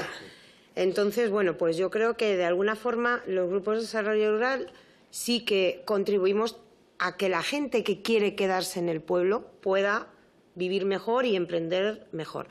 De hecho, ahora tenemos una línea de ayudas para el emprendimiento, para los jóvenes que quieren abrir un negocio dentro de un municipio. Y bueno, es la primera vez que lo vamos a hacer porque es en este nuevo programa Líder 23-27, pero yo tengo mucha esperanza, valga la redundancia de mi nombre, en que va a atraer a gente. Y con respecto a lo del COVID que nos decías, el tema del teletrabajo ha sido total. Sí que hemos notado en algunos municipios, no en todos. Vamos a ver, Albalate, que se me viene así en la cabeza, tiene una urbanización con segundas viviendas y muchísima gente ha decidido quedarse en el pueblo y están teletrabajando. Le pregunté al alcalde que cómo habían subido tanto, porque es un pueblo de 1.000 habitantes y de repente en 3 años tiene 1.300, que es muchísimo la subida. Y me decía que principalmente había sido por las opciones del teletrabajo. Así que sí que el COVID ha puesto el teletrabajo en la mesa, que probablemente antes no estaba, y el teletrabajo ayuda bastante. También quería decir una cosa, A mí no me ha gustado la España vaciada. Somos pueblos con futuro. Nada más por poner una punta positiva a todo esto. Bien, bueno, en primer lugar felicitar a Ángel por esa iniciativa que vosotros mismos sois protagonistas, os apoyáis entre vosotros, buscáis también contrafuertes institucionales, pero sois gente lo que decía, capaces, relevantes y que os ponéis en marcha, ¿no? Discutir sobre dónde está la competencia fiscal en España sería muy complicado, porque yo creo que a veces también Madrid desempeña un papel de bien público sobre el resto del territorio que a veces sería para analizar más detenidamente, ¿no? Bien, a lo que comenta Carlos del Aguilar, que me parece muy interesante, mira, yo creo que sobre todo, ya lo has visto, que recalcaba mucho el papel de la mentalidad, de las formas de mirar, ¿no? Hay frases que ya se manejan en la literatura académica que se dice, sobre todo más en países nórdicos, el imperativo de salir. Es cierto que en un pueblo, por definición, para que haya buenas universidades o buenos lugares, pues a veces tienen que estar concentrados, pero el imperativo de salir y la oportunidad de volver, ¿no? Y esa oportunidad también depende mucho de cuáles son tus coordenadas. En esto hay un libro que escribió Miguel Mena, los que somos de Aragón lo conocemos como periodista, como novelista, que son 50 trayectorias de personas que han vuelto en la provincia de Zaragoza con itinerarios muy diferentes, ¿no? Porque el mundo, las personas somos muy distintas y son gente ¿no? Pero claro, ¿dónde está el éxito? ¿En qué etapa de tu vida te pilla? Pero que hoy hay, como se dice, con el teletrabajo, con la movilidad, que tiene las limitaciones que ha comentado posteriormente, ¿no? Entonces, bueno, yo creo que son las opciones. El tema no es cuántos hay, sino yo creo que esto es como cuando se habla de cuántos hijos, no es 2 con 1, sino si la gente toma las decisiones que desea, ¿no? Y nos van a hablar luego muy bien de dónde hay cuellos de botella, como la vivienda o ciertos servicios y cómo se pueden mejorar, ¿no? Pero no es tanto el número como el matching, ¿eh? El celestineo, que los deseos, en la medida de lo posible, se cumplan con esas expectativas. Entonces, bueno, lo que comentas de esa persona, todos ahí las estadísticas, por supuesto que estoy de acuerdo que los ratios es el brochazo y luego están las circunstancias incomparables pero, por ejemplo, la movilidad, sobre todo de esas personas, el acompañamiento. Hay pueblecitos pequeños que tienen el envejecimiento activo y hay una persona que se dedica a acompañar. Hoy la familia pues se ha jibarizado, las redes vecinales son más débiles, y como a lo mejor hay pueblos muy pequeños pero que tienen instituido ese servicio de una persona que acompaña, ¿no?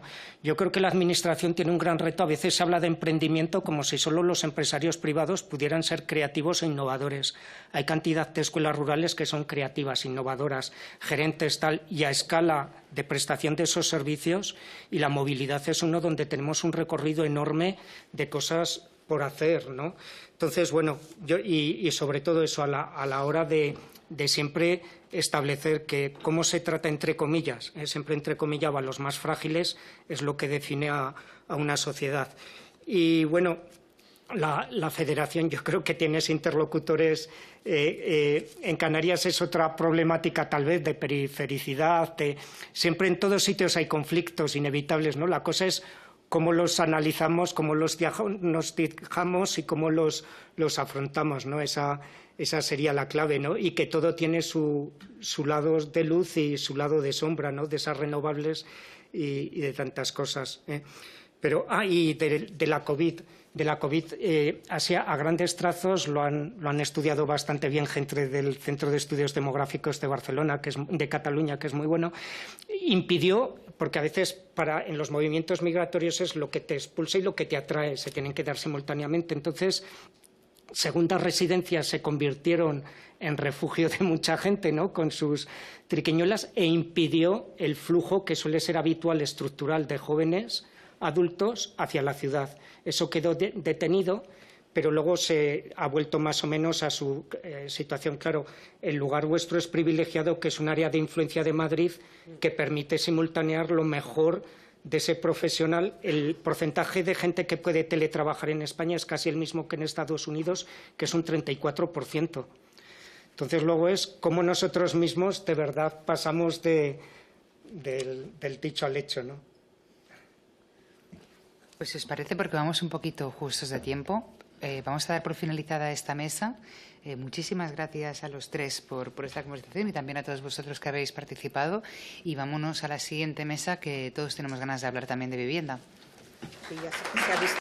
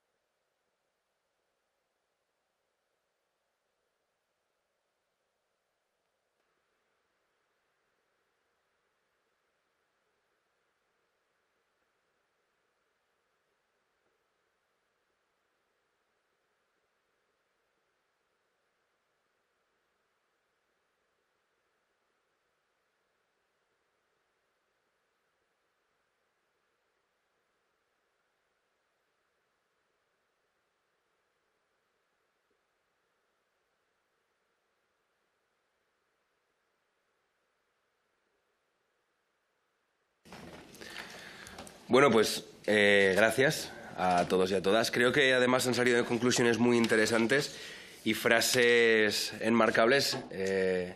Creo que la frase con la que me quedo es: hay gente que prefiere el neón a las estrellas. Esa, vamos, me ha encantado. Pero sí que, bueno, pues vamos con esta segunda mesa. Vamos a hablar de vivienda rural, Como comentaba la compañera desde Canarias, existe un problema con la vivienda, pero que es absolutamente desolador, igual que en las Baleares tienen un problema que es impresionante, en grandes ciudades como Barcelona, Valencia. Claro, a vosotros además se suma el componente isleño de la movilidad, de cómo hay que ir de isla en isla. Creo que, además, Canarias son 7.400 kilómetros cuadrados, que Euskadi son 7.300. Habéis pasado en 30 años de 1.400.000 habitantes a 2.100.000. O sea, ha habido un crecimiento exponencial, lo cual supone saturación de recursos, etcétera. Y claro, yo estaba pensando, claro, 7.300 kilómetros cuadrados, eso es Sobrarbe, Ribagorza, Alto Gállego, Litera y Cinca Medio. 5 comarcas del Alto Aragón, 0 hospitales. Claro, y dices, ¿y cuántos servicios hay? Pues es que es muy complicado. ¿Cuánta gente vive allí? ¡Puf! Pues no te llegan te iba a decir 100.000, pero es que no te llegan a 50.000 habitantes. Entonces, que tenemos que abordar exactamente esto, porque claro, el tema de la turistificación en muchos puntos es muy grave, en el propio Pirineo también, como comentaremos, y en el mundo rural existe otro tipo de problema con la vivienda. Un problema que hemos abordado en todos los sitios allí donde vamos. Cada vez que tenemos una reunión con colectivos o con municipios nos dicen no hay vivienda, en el caso de haber vivienda no se vende, no se alquila. Si no se vende porque se le tiene mucho cariño a la casa, no se vende porque la vivienda está hecha polvo y hacen falta ayudas a la rehabilitación, no se está alquilando porque la gente no conoce a quién está viniendo. Y ahí hemos conocido experiencias como las casas nido, por ejemplo, en León, que te dejan la casa durante un tiempo y entonces puedes estar en esa casa y luego ya, cuando te toman más contacto la gente del pueblo, entonces ya sí que te la pueden alquilar para que puedas vivir allí. Muchos problemas que al final vemos como lo único que hacen es acrecentar el problema que es principal y esencial para los jóvenes. Unos jóvenes que estamos viendo que la vivienda a día de hoy les supone un 93, un 94% del salario neto que tienen estos jóvenes. Unos jóvenes que no llegan a fin de mes, unos jóvenes que no tienen capacidad de ahorro, que aunque suba el salario da igual, si sube la inflación y está subiendo el precio de la vivienda es incontrolable. Por ello, esta legislatura, uno de los puntos principales para el grupo, y yo creo que para cualquier persona que conozca la realidad, debe ser regular la vivienda, regular los precios del alquiler, regular las zonas tensionadas, regular para que no haya especulación. Y también estamos viendo cómo la mayor parte de la vivienda es comprada por fondos buitres. Fondos que además, esto lo sabemos porque más del 60% de las hipotecas, más del 60% de las compras se hacen sin hipoteca. ¿Quién puede permitirse no tener una hipoteca? Pues ya sabemos quién está detrás de todo. Por ello, es un verdadero placer, y como sé que vamos mal de tiempo no me voy a enrollar más, presentar esta mesa para abordar el reto de la vivienda. Y no sé, les he preguntado quién quería ser el primero de los ponentes, así que, Martina, voy contigo. Te ha tocado, nadie ha dicho nada, así que te ha tocado a ti. Martina Gil Martín Aventín, es una joven activista originaria de la Vall de Benás, donde vive en la actualidad. Parte de su identidad está muy vinculada al origen irlandés de su padre, o sea, tienes lo mejor de los dos sitios, la Vall de Benás e Irlanda, es espectacular. Desde muy joven ha sido sensible a las problemáticas ambientales y del entorno rural, empezó estudios de antropología que actualmente ha pausado, se ha interesado por temas muy diversos relacionados con el cambio climático, los sistemas económicos, las fuentes de energía, las teorías decrecentistas, y ha estado formándose al respecto, que creo que nos podrá dar claves. Ha vivido temporalmente en Irlanda y con 18 años recién cumplidos hizo un viaje por Asia que le cambió la forma de ver el mundo. A los 20 años inició un proyecto que la acercará y además la reforzará y sensibilizará con los habitantes de la Vall de Benás a un consumo más natural y responsable mediante la recuperación y restauración de una tienda recién cerrada, convirtiéndola en un comercial responsable social y ambientalmente. Y aquí es donde venden productos a granel, de cercanía, naturales, y en esto pues ha estado trabajando en la actualidad. Mantiene la cultura local, perquecharra y ragona en la Seibogallaya en Ribagorzano, en Patués, y chuga también con las quilles, con las donas de Benás. Y por lo que se le ha traído principalmente es porque milita en diferentes causas, entre las que se encuentra el movimiento de vivienda digna de la Vall de Benás, al que representa en este acto. Así que, Martina, cuando quieras.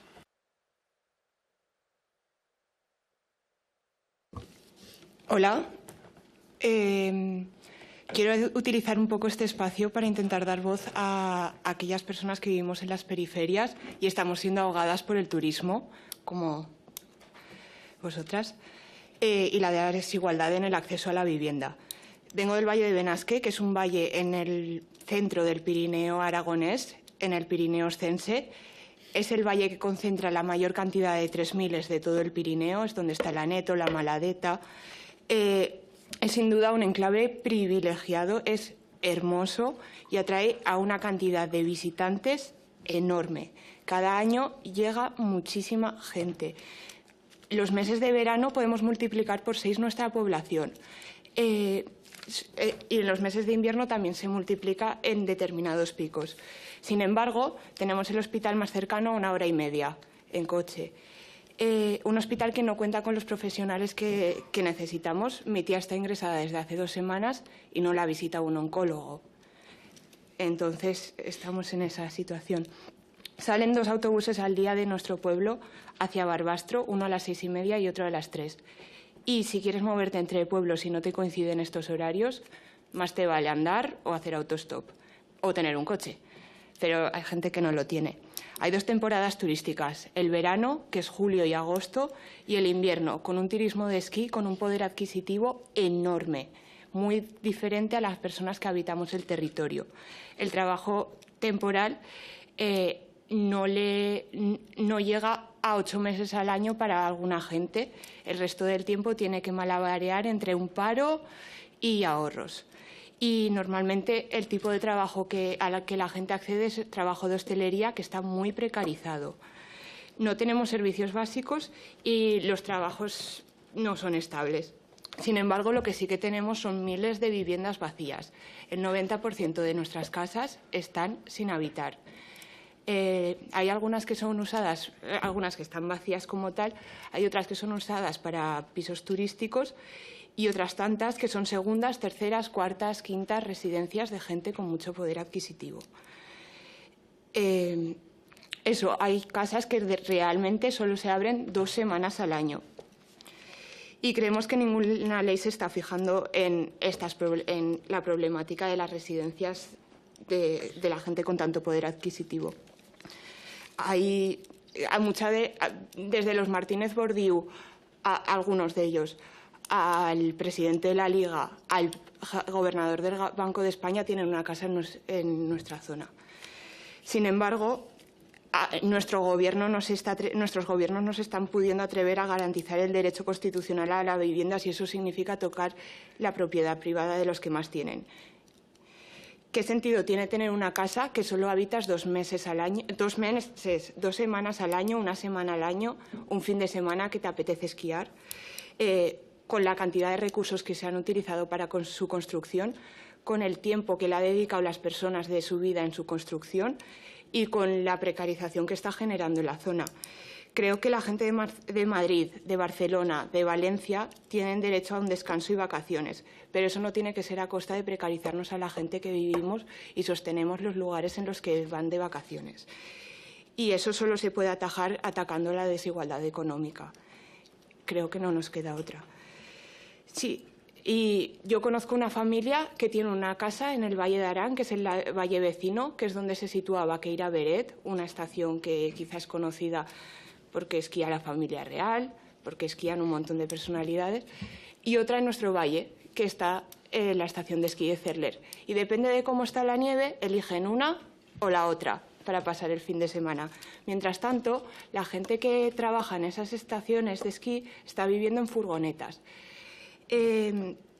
Hay una zona al final del parking de la estación que los habitantes la llaman Villa Favela, y hay gente viviendo en furgonetas, algunas con váter dentro, otras no, otras gente que está trabajando en una estación de esquí que llega con su anorak, con sus pantalones mojados, los cuelga al lado y se pone a dormir.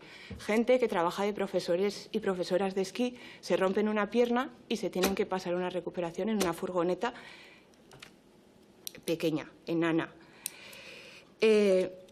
También nos pasa que hay gente viviendo en bloques en los que solo hay un piso habitado y los demás se llenan en Navidades. En el Pirineo, que hace mucho frío. Tú cuando tienes que calentar tu casa, la de arriba, la de abajo, la de la izquierda y la de la derecha, te dejas el salario entero de hostelería. Y bueno, a mí me cabrea y me parece muy fuerte que en mi valle, mis amigas, nuevas amigas, porque las que iban conmigo a clase en primaria, de 20 personas que éramos, quedamos 2, aspiren a vivir en un camión o en una casita prefabricada tipo bungalow de camping, porque no se pueden ni atrever a soñar a vivir en una casa que sea de su propiedad. Para comprar 50 metros cuadrados en Benasque tienes que tener 300.000 euros. Y es muy fuerte que estas dinámicas se estén repitiendo en todo el Estado, desde Canarias a la costa mediterránea, todo el Pirineo y otras zonas como las Baleares. Sí, eso. Y el turismo, ¿cómo soluciona los problemas de las zonas rurales? Es una panacea que trae consecuencias y que parece que va a resolver todos los problemas, pero por nuestra experiencia podemos ver que no. El teletrabajo también nos ha empobrecido porque la poca disponibilidad de vivienda que hay en alquiler la está pudiendo alquilar gente con un salario de ingeniero de Madrid, no gente con un salario de camarero de nuestra zona. Seguimos teniendo pueblos sin depuración de aguas. Y, bueno, no sé si este es el modelo que queremos, cuánta gente quedará que hable el patués dentro de unos años, cuánta gente que juega a las quillas, cuánta gente que está arraigada al territorio, si no cambiamos estas dinámicas. Sí, y yo creo que ya está sí, eso, que queremos pueblos vivos.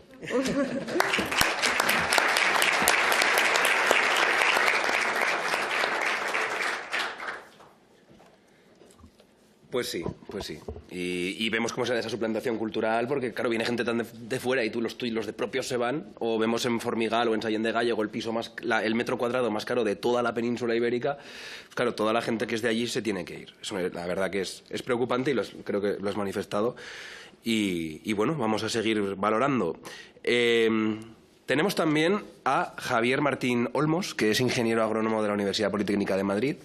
Desde 1997 ocupa el puesto de gerente de la Asociación Tierras Sorianas del CID, siendo responsable de los distintos programas de ayudas de fondos LEADER que ha gestionado la asociación en los diferentes periodos de programación de fondos europeos. En su trabajo dentro de la asociación ha coordinado diferentes proyectos e iniciativas en diversas materias: emprendimiento y empleo, medio ambiente, sostenibilidad, turismo, patrimonio cultural, vivienda, etc. Y precisamente desde Tierras del CID ha impulsado el proyecto Hábitat Rural, una alianza entre 3 territorios escasamente poblados de Cuenca, Soria y Teruel, en el que se trabaja para dinamizar la vivienda rural como palanca de fijación de población y atracción de nuevos vecinos y también de dinamización económica de nuestro medio rural. Así que, Javier, cuando quieras. Pues nada, muy buenas tardes. Sí, si quieres, bueno, tampoco es imprescindible la presentación. Bueno, pues buenas tardes a todos. Muchísimas gracias por la invitación. La verdad que es la primera vez que estamos aquí y desde el medio rural, desde un pueblo pequeño en el que dormimos habitualmente entre 20 y 30 personas, pues es un placer poder trasladar un poco el mensaje de lo que opinamos en el medio rural y que se escuche también desde este centro, que es la toma de decisiones de nuestro país. Bueno, yo entrando a Madrid me he encontrado un cartel de una gran empresa, de un gran portal inmobiliario que todos conocemos, que pone que hay vida más allá de la M30. Pero por supuesto que hay vida más allá de la M30 y mucho más allá de la M30, ¿no? Incluso a miles de kilómetros de la M30. Si lo dicen ellos, ¿cómo no lo vamos a decir nosotros, no? Nosotros somos colegas del Grupo de Guadalajara, que ha intervenido antes. En realidad, en España hay 252 entidades como las nuestras, que lo que hacen es prestar un apoyo cercano y de calidad, ahora que la Administración ha puesto cada vez más distancia entre la población local y la gente que administra nuestras instituciones, ¿no? Yo creo que todos notamos que cada vez hay una pantalla más entre la Administración y nosotros, lo cual hace cada vez más difícil el tener contacto con la Administración. Y evidentemente que no somos una España vaciada, somos una España absolutamente llena de oportunidades y de viviendas, sobre todo de viviendas. Y también de oportunidades, claro. Bueno, yo había preparado una presentación que es enorme para estar aquí 2 horas como mínimo, pero no es el caso, ¿no? Digamos, bueno, el contexto sociodemográfico de Cuenca, Soria y Teruel, simplemente me voy a referir a que son las 3 provincias que están consideradas a nivel de la Unión Europea como zonas escasamente pobladas, porque a nivel de NUC 3, que es el equivalente en España a las provincias, son las únicas que tienen menos de 12,5 habitantes por kilómetro cuadrado. Hay otras provincias que tienen problemas importantes de despoblación, pero en el conjunto de ese ámbito provincial son las que tienen esa menor densidad de población. En cualquier caso, las tres esconden pues amplias zonas con densidades de población que están por debajo de los 5, de los 2, incluso de 1 habitante por kilómetro cuadrado. Bueno, en estos mapas se ve, que me los salto. Tendemos a hablar, y simplemente me voy a detener en esa referencia, es una cuestión semántica, pero siempre hablamos de envejecimiento y a mí me gustaría que habláramos de longevidad. O sea, en los territorios rurales hay gente más longeva porque vive más años y, en muchos casos, con cierta calidad de vida. Y si somos capaces de que vivan en su casa y permanezcan rodeadas de su entorno familiar, social y también vital, pues conseguiremos seguramente que vivan más y mejor. Bueno, la vivienda en el medio rural ofrece o tiene distintas realidades, pero en realidad problemas que son básicamente comunes. Nosotros participamos en un proyecto de cooperación líder, algo que nos define mucho a las entidades que trabajamos en estos temas de desarrollo rural, que es trabajar juntos territorios y entidades para abordar problemas comunes o para aprovechar oportunidades compartidas, ¿no? Ese proyecto vinculaba a 16 grupos de acción local de 3 provincias, de las 3 provincias de las que hablábamos antes, Cuenca, Soria y Teruel, con las organizaciones empresariales de estas 3 provincias. Y en ese proyecto abordábamos temas que considerábamos fundamentales para el futuro del medio rural. Una era el tema de la fiscalidad, y ahí hablábamos de fiscalidad diferenciada para personas y para empresas. Hablábamos de los servicios ecosistémicos y de las externalidades ambientales, de todo lo que aporta el medio rural al conjunto de la sociedad en términos de alimentos, biodiversidad, energía, agua, etcétera, etcétera. Y hablábamos de vivienda. Y en aquel momento hablábamos de que la vivienda era la palanca quebrada de la repoblación. Era algo que estaba roto y que no permitía actuar como elemento clave para fijar y atraer población. He de decir que esto que hicimos en plena pandemia, que hicimos básicamente durante el año 2021, en aquel momento, y estoy hablando solo de 4 o 5 años antes, la vivienda no ocupaba absolutamente ningún titular de nuestra prensa, prácticamente ninguno. Veamos ahora los titulares que ocupa en nuestro día a día. Bueno, esta es una nube de palabras que refleja un poco los testimonios, lo que representaba para mucha gente de estas dinámicas de trabajo que hacíamos con población local, la vivienda. Bueno, no me voy a extender en el análisis, porque yo creo que el análisis es compartido, pero yo creo que sí que tenemos que identificar cuáles son los aspectos que reflejan cuál es la problemática de la vivienda en nuestro territorio, pero que yo creo que es ampliable al conjunto, a gran parte del medio rural de nuestro país. Y que son básicamente el predominio de la vivienda secundaria para segunda residencia, evidentemente con unos porcentajes que están muy por encima de la media, un parque inmobiliario en condiciones de habitabilidad deficiente. Más del 50% de la vivienda del medio rural o de gran parte del medio rural está en condiciones de habitabilidad precaria y eso requeriría inversiones importantes para ponerla en el mercado y para poderla utilizar. Altos porcentajes de vivienda vacía y en ruina. Escasez de oferta de vivienda en alquiler, particularmente en los pueblos más pequeños, o prácticamente ausencia. Precios elevados y en ascenso, tanto para el alquiler como para la venta, pero también para la construcción. Y falta de mano de obra y problemas de relevo generacional dentro del sector de la construcción, algo a lo que no hacemos referencia habitualmente, pero que es uno de los grandes hándicaps a los que nos enfrentamos también si queremos generar oferta de vivienda. Yo creo que, simplificando, hay 3 palabras o 3 términos que definen de una manera sintética cuál es la situación de la vivienda, y es que no hay vivienda disponible, asequible y habitable. O sea, esas 3 palabras de alguna manera definen cuál es la problemática de la vivienda en el medio rural. Bueno, a partir de este estudio, este trabajo que presentamos en el año 2022, presentamos un proyecto, estos 3 territorios, 3 comarcas de Cuenca, Soria y Teruel, Agujama en Teruel, Prodes en Cuenca y Tierras del Cid en Soria, que llamamos Hábitat Rural y que, bueno, que se ha financiado gracias al apoyo del MITECO dentro de la primera convocatoria que se lanzó en el año 2022 para el apoyo de proyectos de transformación territorial, de innovación territorial. Vale, este proyecto, que se centra en estos 3 territorios, que ya teníamos la experiencia del trabajo en común del proyecto anterior que habíamos desarrollado dentro de la red SESPA, tiene 3 premisas o planteamientos iniciales. La necesidad de trascender la escala local y trabajar en una lógica de cooperación supramunicipal, pensando que la comarca es el ámbito mínimo de planificación sobre el que debemos actuar si queremos resultados tangibles.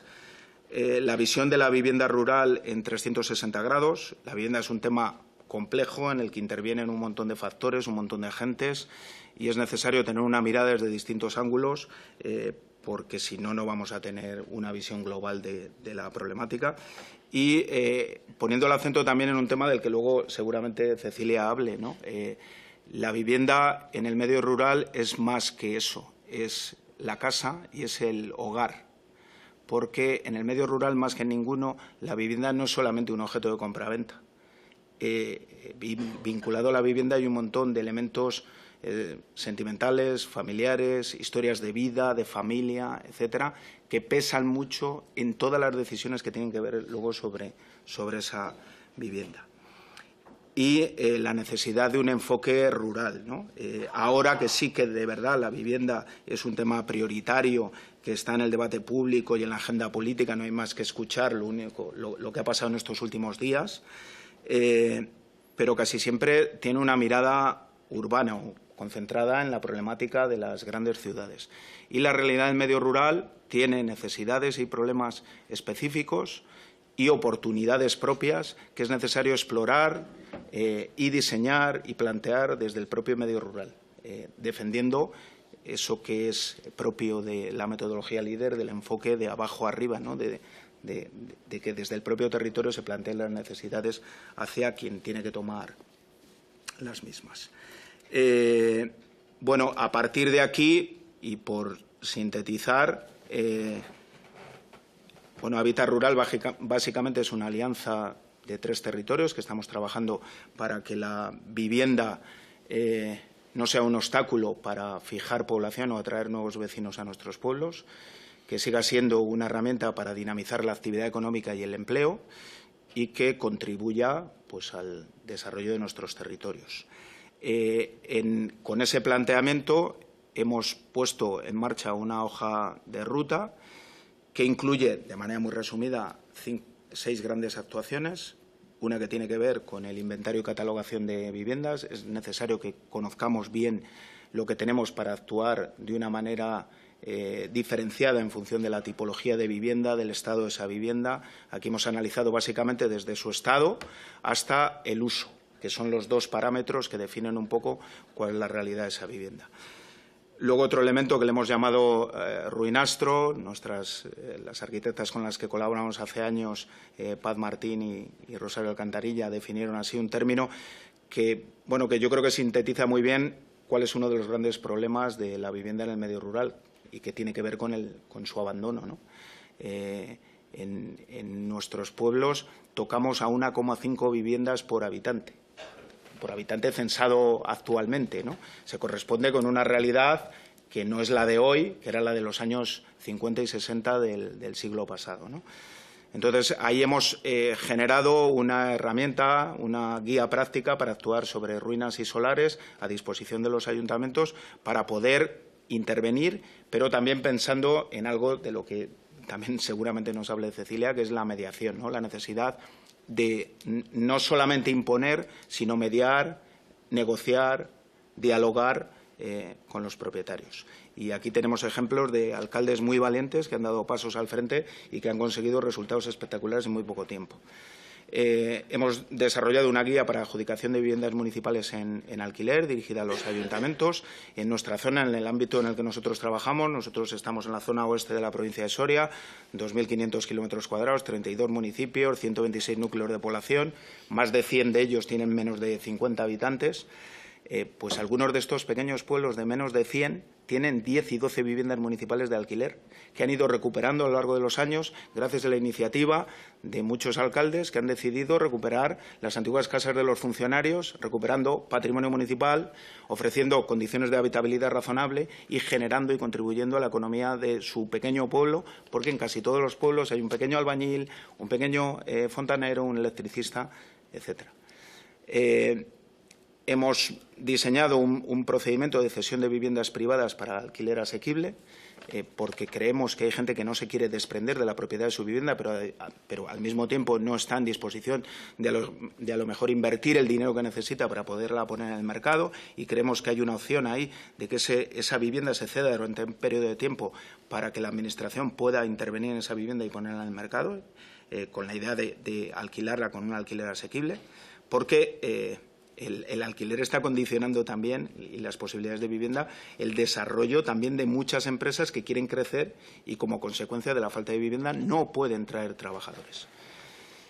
Un plan de fomento del alquiler rural, porque tenemos que impulsar el alquiler, no queda otra, y tenemos que hacerlo de la mano de los propietarios privados, que son la mayor parte de los propietarios, y tenemos que hacerles cómplices, hacerles conscientes de la problemática y de la necesidad de que se impliquen, pero al mismo tiempo ofreciéndoles seguridad y seriedad para que esos alquileres se puedan hacer.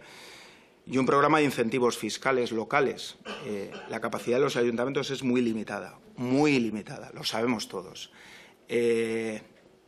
Pero tienen dos herramientas, y que de una manera articulada se puede favorecer la rehabilitación y el alquiler de vivienda solo jugando con dos variables, que es el ICIO y el IBI. Y se puede hacer de manera modesta, pero se puede hacer, y eso puede ser un estímulo para determinadas personas que puedan rehabilitar o alquilar su vivienda.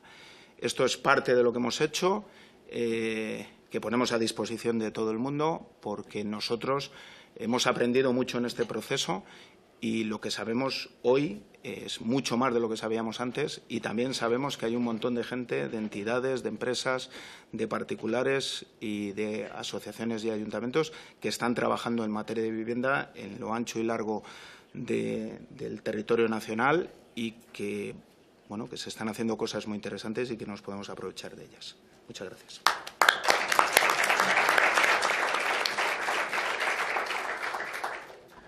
Toda la razón. Y, sobre todo, en esto último de los incentivos fiscales sí que se ha trabajado aquí en el Congreso últimamente.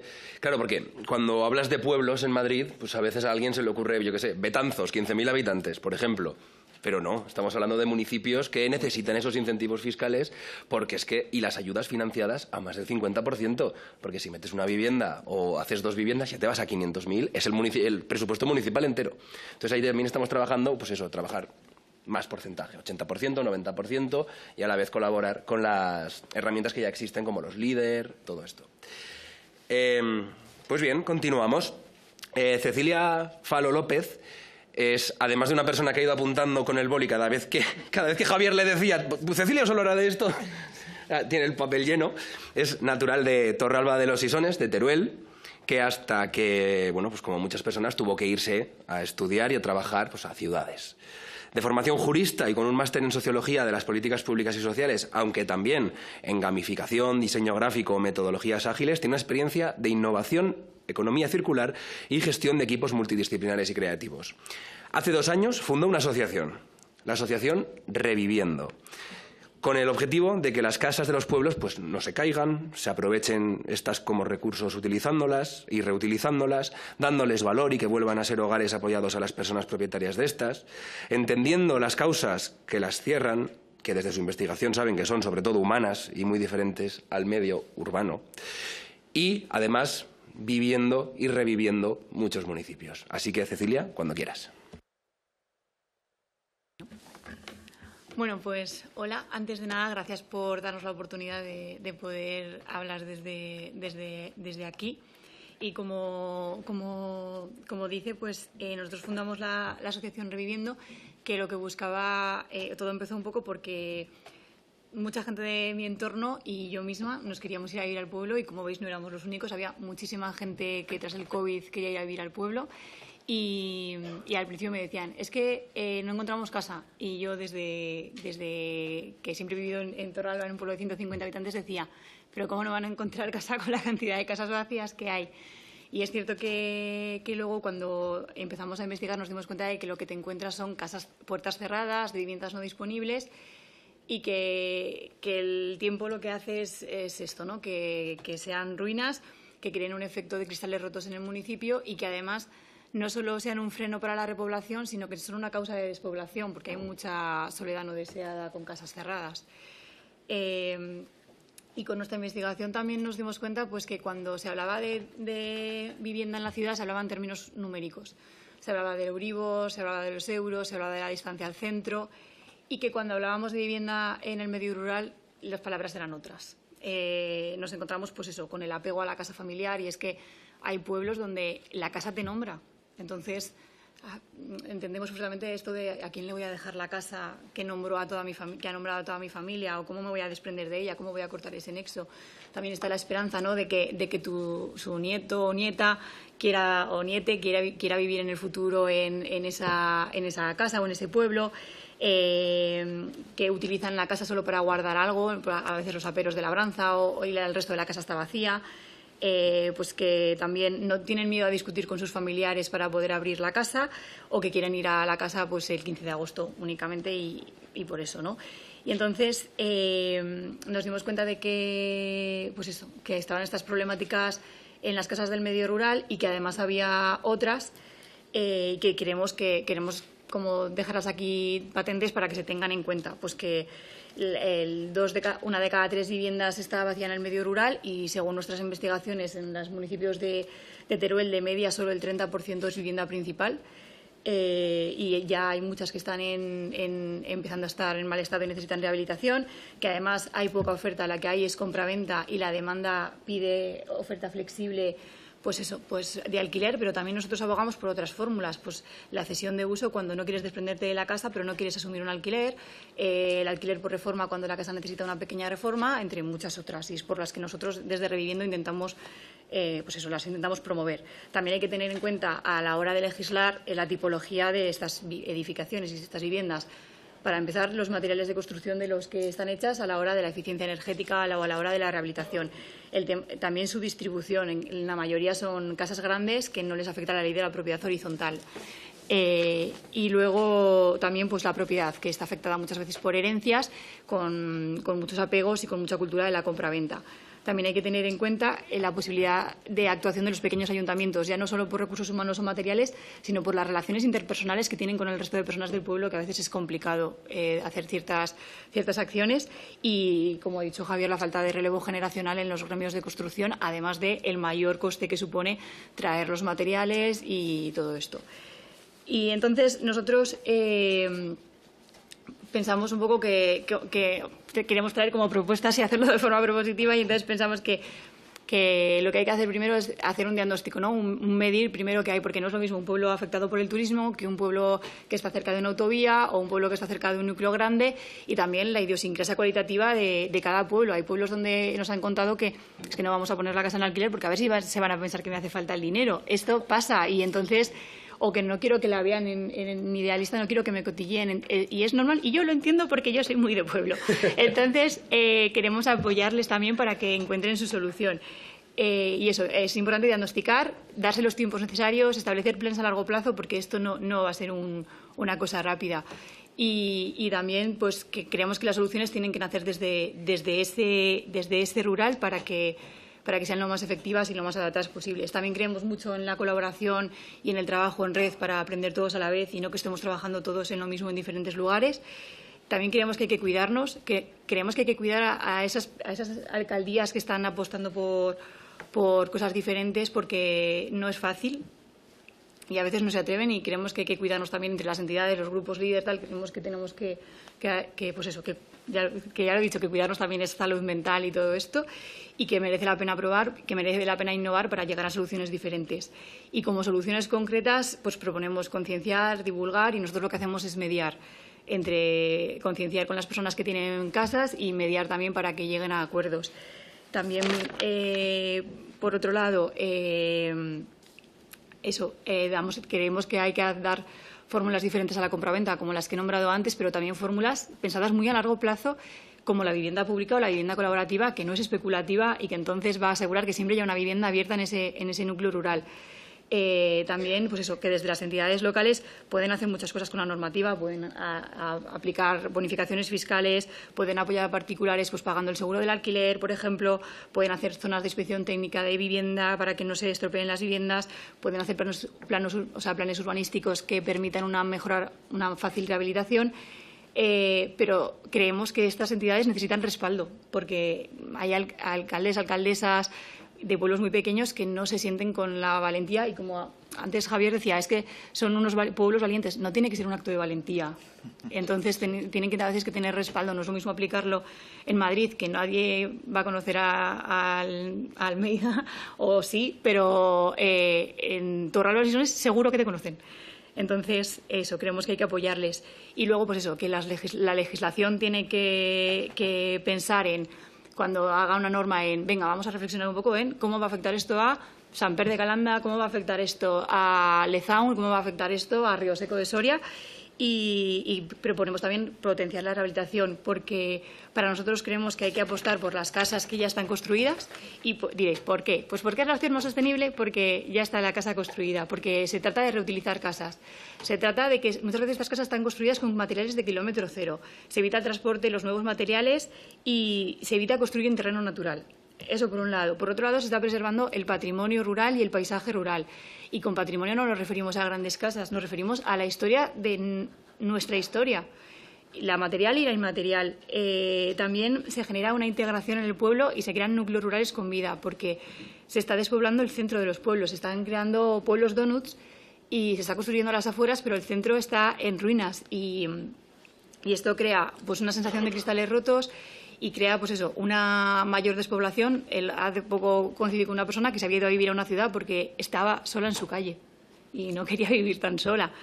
Y sobre todo, para nosotros el objetivo es que quien quiera vivir en un pueblo, quien quiera ir a vivir, quien quiera volver y quien quiera independizarse en el pueblo, que pueda hacerlo. Y ya está. Muchas gracias.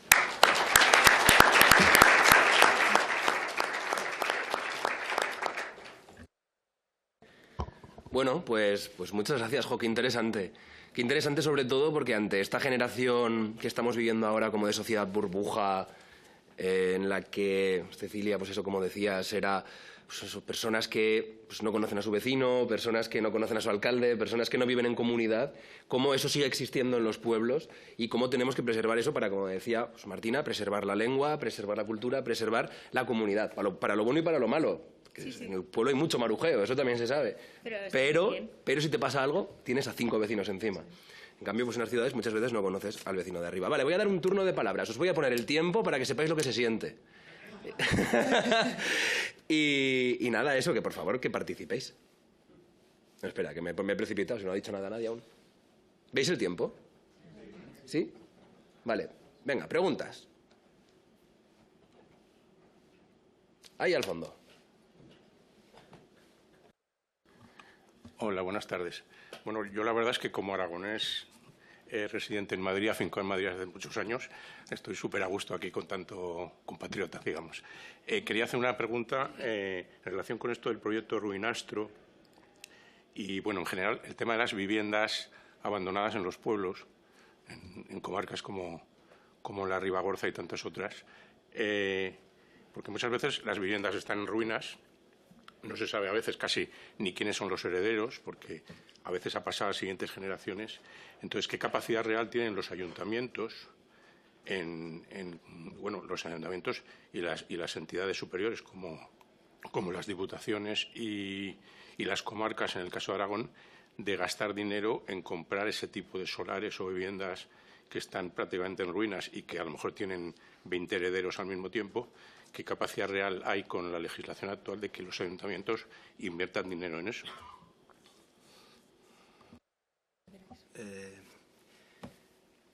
A ver, yo creo que no hay que llegar, o sea, solamente hay que llegar a la compra en determinados casos, ¿no? En casos extremos, en casos de urgencia o en casos de interés. Puede haber ayuntamientos que tengan un interés en adquirir alguna de esas solares o inmuebles en ruinas, porque sean interesantes para el desarrollo de algún proyecto municipal. Yo creo que aquí la clave, o sea, sí hay un procedimiento que está regulado y que está establecido.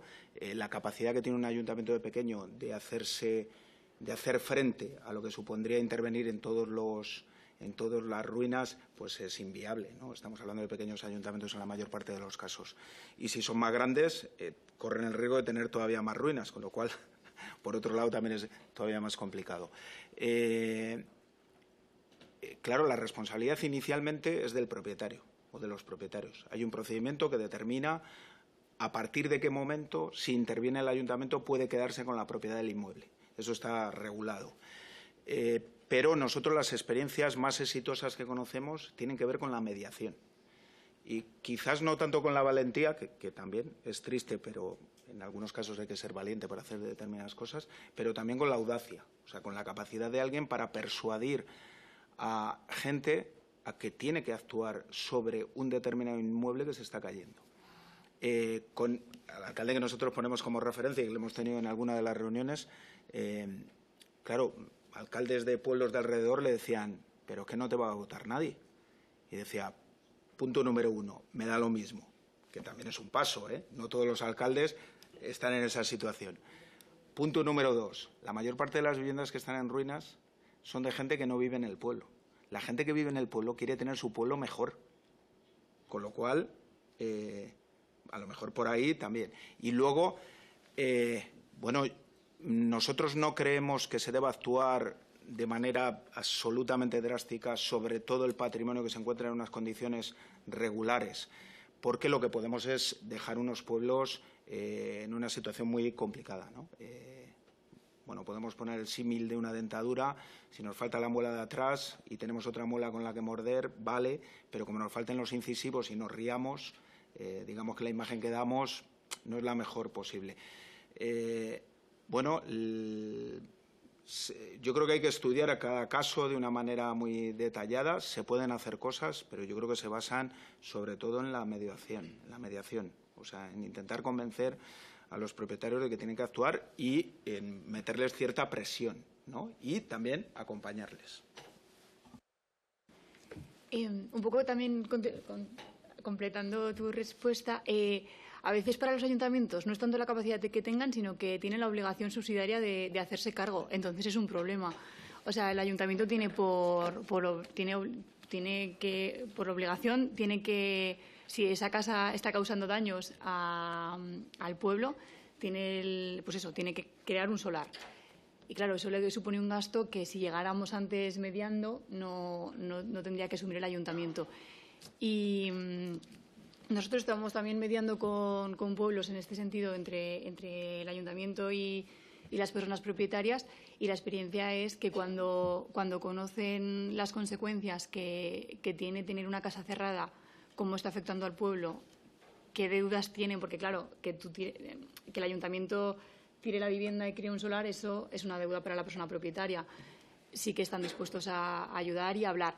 Es cierto que, como he dicho antes, depende de quién sea la vivienda, es más difícil, ya no solo porque no te voten en el futuro, sino por crearte alguna enemistad en el pueblo y que no te hable alguien cuando vas a tomar el café, que es una cosa muy desagradable. O sea, que parece una tontería, pero es que es una cosa muy desagradable viviendo en un pueblo pequeñito. Dos cosas más. Una tiene que ver con el tema de la propiedad y con los propietarios, si se conocen o no se conocen. Una cosa que yo creo que deberíamos aspirar es a que todo estuviera en manos de vivos, porque que si no tenemos un riesgo ahí claro, obvio.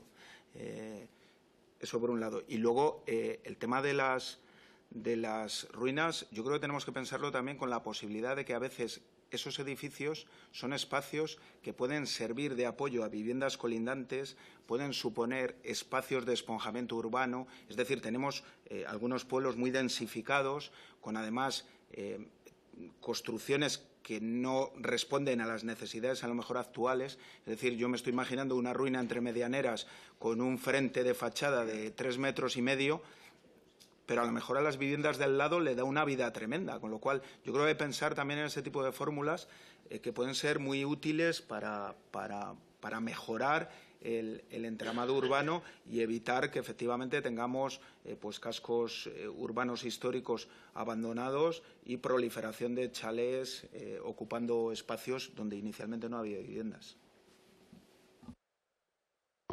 Vale, ¿más preguntas?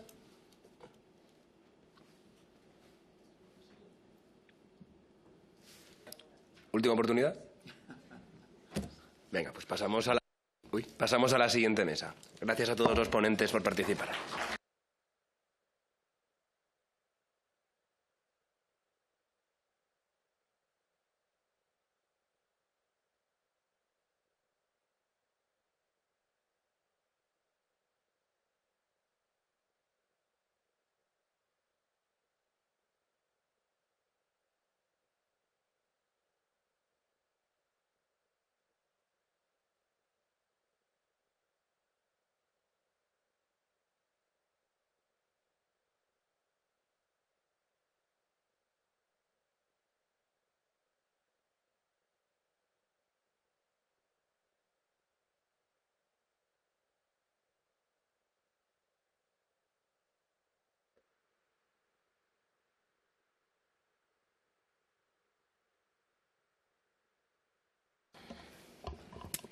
Bueno, pues buenas tardes y continuamos con la siguiente mesa. Primero me vais a permitir dar las gracias al Grupo Parlamentario Plurinacional Sumar por la organización de esta jornada. Por si no lo saben, mi nombre es Mar González, coportavoz de Verdes Equo Federal. Y luego también, por supuesto, tengo que dar las gracias a la Xunta Aragonesista que hacer una mesa de una jornada con esta temática en Madrid sí que es un acto de valentía. Y muy bien, porque muchas veces las políticas no tienen que responder a un criterio de rentabilidad, sino de necesidad. Así que, bueno, y también a Jesús y a Puello por haber contado conmigo para la moderación de esta mesa. Voy a darme un lujo, y que eso pues las podemos hacer las moderadoras, disculpadme, que es mencionar dos asuntitos, ¿no?, previos, porque las mesas anteriores, todas, desde el ecologismo, todo esto está interrelacionado, ¿no? Y yo hace 8 años que tengo pues 2 patrias o 2 matrias, ¿no? Una es en Galiza, en Ourense, en el Barco de Valdeorras, y la otra está en Málaga. Imaginaos qué 2 mundos, ¿no? Y cuando voy a Galicia y veo pues casas caídas, casas destruidas, casas vaciadas, y da la casualidad que, por ejemplo, en el Barco pues muchas son de la familia de Pescanova, ¿no?, de los que eran los dueños de Pescanova. Y les tienen tanto que no les interesa lo más mínimo esas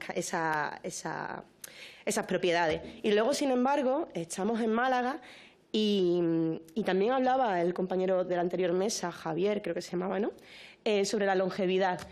Y la semana pasada falleció el padre de una compañera de la coportavoz de Verdes Equo Andalucía. Ella es un referente en la lucha por la vivienda en Málaga.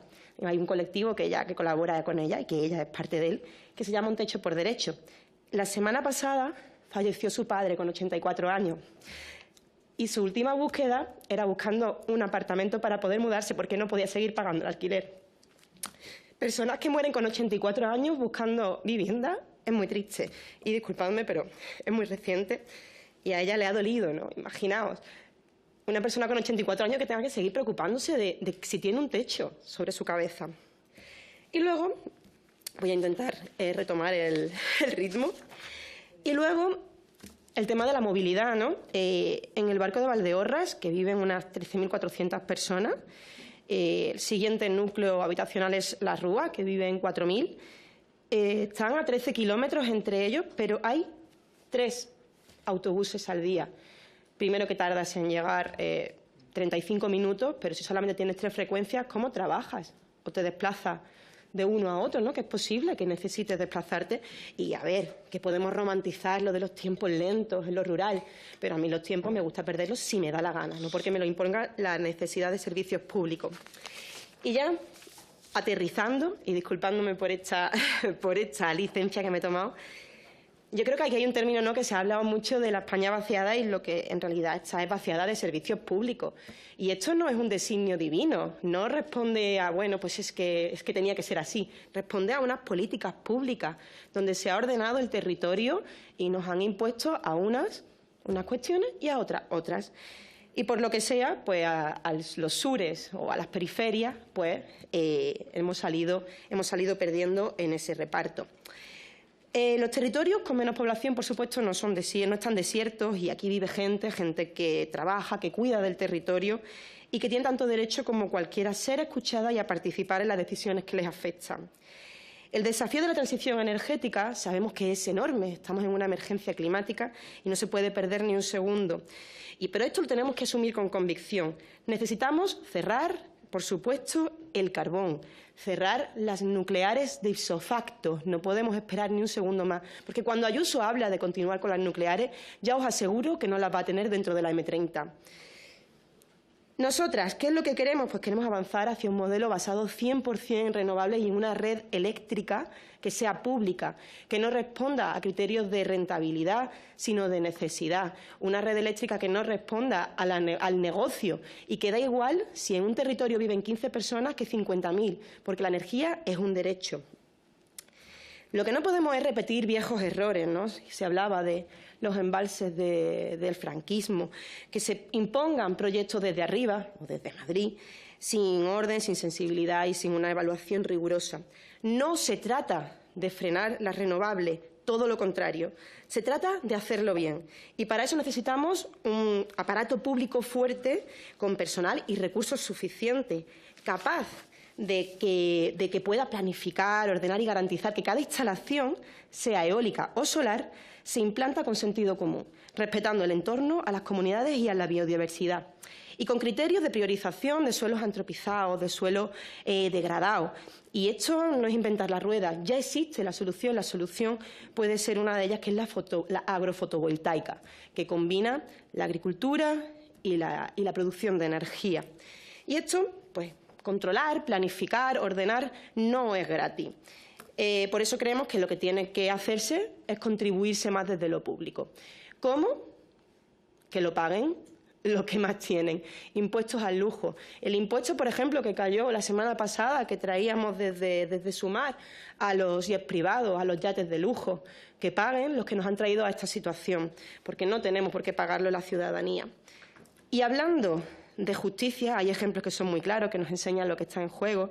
En la comarca de Ulloa, en Galicia, la plataforma Ulloa Viva, que está diciendo, cuidado, que esto que se presenta como verde no es en absoluto verde. Este megaproyecto de celulosa de Altri no responde a las necesidades de un territorio, y en el territorio ya hay negocio que funciona. ¿Por qué tenemos que arrasar de esa forma con un territorio así de rico? Y esto, además, no solo se dice desde la oposición a este cambio, sino desde la defensa a un desarrollo que tenga sentido, que respete lo que ya funciona y que construya un futuro sin destruir el presente. Porque en un planeta muerto no hay negocio ni empleo. Y la renovable puede darnos esa oportunidad de una reindustrialización verde que esté más distribuida y que genere más empleo y de más calidad.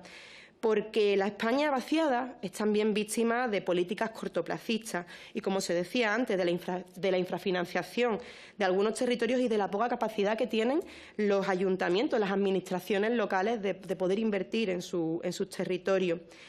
Miren, la política no va de gusto, no va de garantizar, no va de si esto es más bonito o es más o menos bonito. La política va de garantizar derechos, y tenemos que garantizar el derecho a la energía, pero también tenemos que garantizar el derecho constitucional a un medio ambiente sano. En esta mesa vamos a hablar precisamente de eso, de cómo hacer una transición energética que no deje a nadie atrás, que escuche, que no destruya, pero que transforme. Vamos a conocer la voz de quienes defienden sus territorios con propuestas, con argumentos y con voluntad de formar parte de la solución, porque sí, transición energética, sí, con cabeza, con justicia y con participación. Muchas gracias y vamos a ello. La primera intervención va a ser la de Javier Oquendo Calvo. Es educador ambiental en el Aula de la Naturaleza de Castellote, de la que era también socio, que se inició con la rehabilitación. ¿Lo he dicho mal? Fue.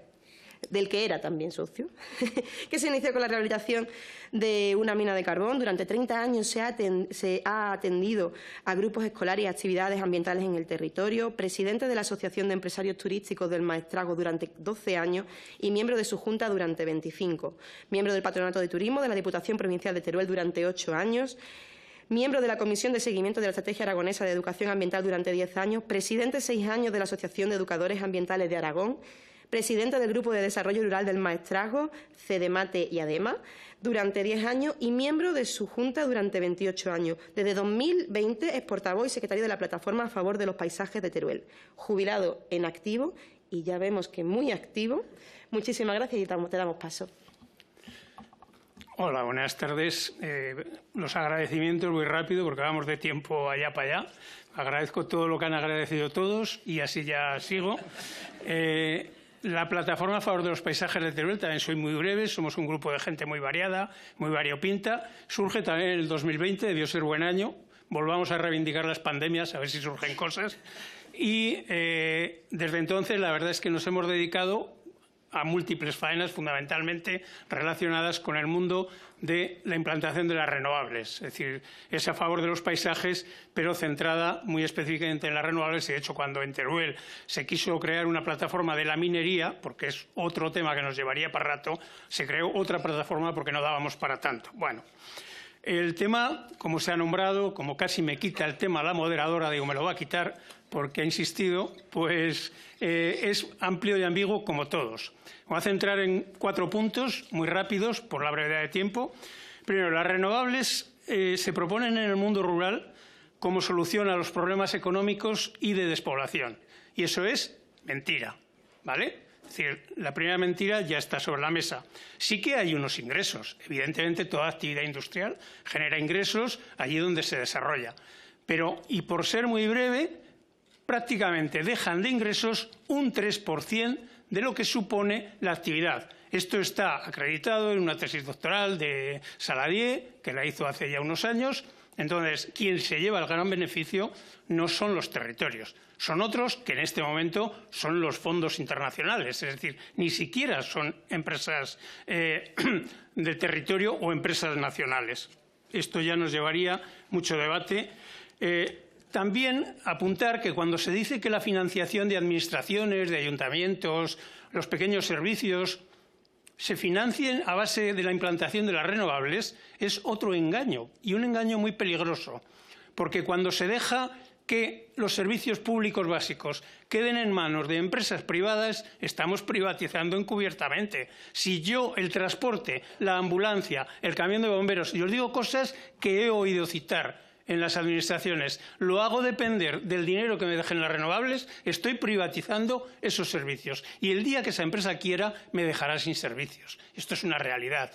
Reflexionemos, esto llevaría mucho rato. ¿Ha revertido la despoblación la implantación de las renovables? No. Solo hay que irse al INE, voy a ser muy breve. Uno mira pueblo a pueblo, todos los que han implantado renovables en los últimos 15 años y ni uno solo, a no ser que haya sido por otras cuestiones o otras actividades, ha incrementado la población. Hay quien me ha contestado, bueno, pero si no hubieran estado, hubieran perdido más, o no. Eso, como no lo sabremos nunca, vamos a dejarlo ahí. Si habría perdido, el dato es que no crean empleo y cada vez crean menos empleo. Antes un molino creaba un empleo, ahora un molino crea 0 empleo. ¿Cuánto hace que no habéis visto en vuestro pueblo al de Telefónica reparando el teléfono? Porque lo reparan, llamas y un tío te dice, ahora lo toco y lo reparo. Pues esto con las renovables, los molinos se están llevando desde pueblos de Navarra o desde el Perú. Y no digo el Perú por azar, porque hay centros de gestión. Entonces no generan empleo. Y sin embargo, esto que nos sirva para decir que somos antirrenovables, que no. Voy a definir hoy un término, somos prorrenovables de otra forma. ¿Vale? Hemos hablado mucho de renovables sí, pero no así, no. Prorrenovables de otra forma, llamémoslo así ahora, hoy, solo hoy, luego ya cada uno que lo llame como quiera. Porque básicamente son proyectos especulativos lo que se está haciendo en este momento. Están especulando. Desarrolla una empresa un proyecto, lo vende a otra empresa, lo subvende a otra empresa y cada una se lleva su beneficio. No me preguntéis cómo, porque no soy economista y me pierdo.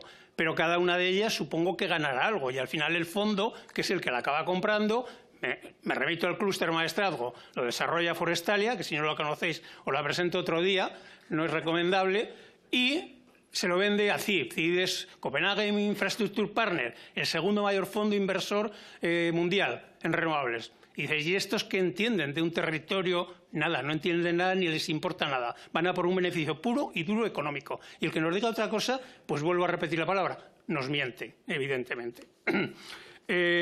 Ocupan espacios que les da igual el valor del espacio. No hay distinción.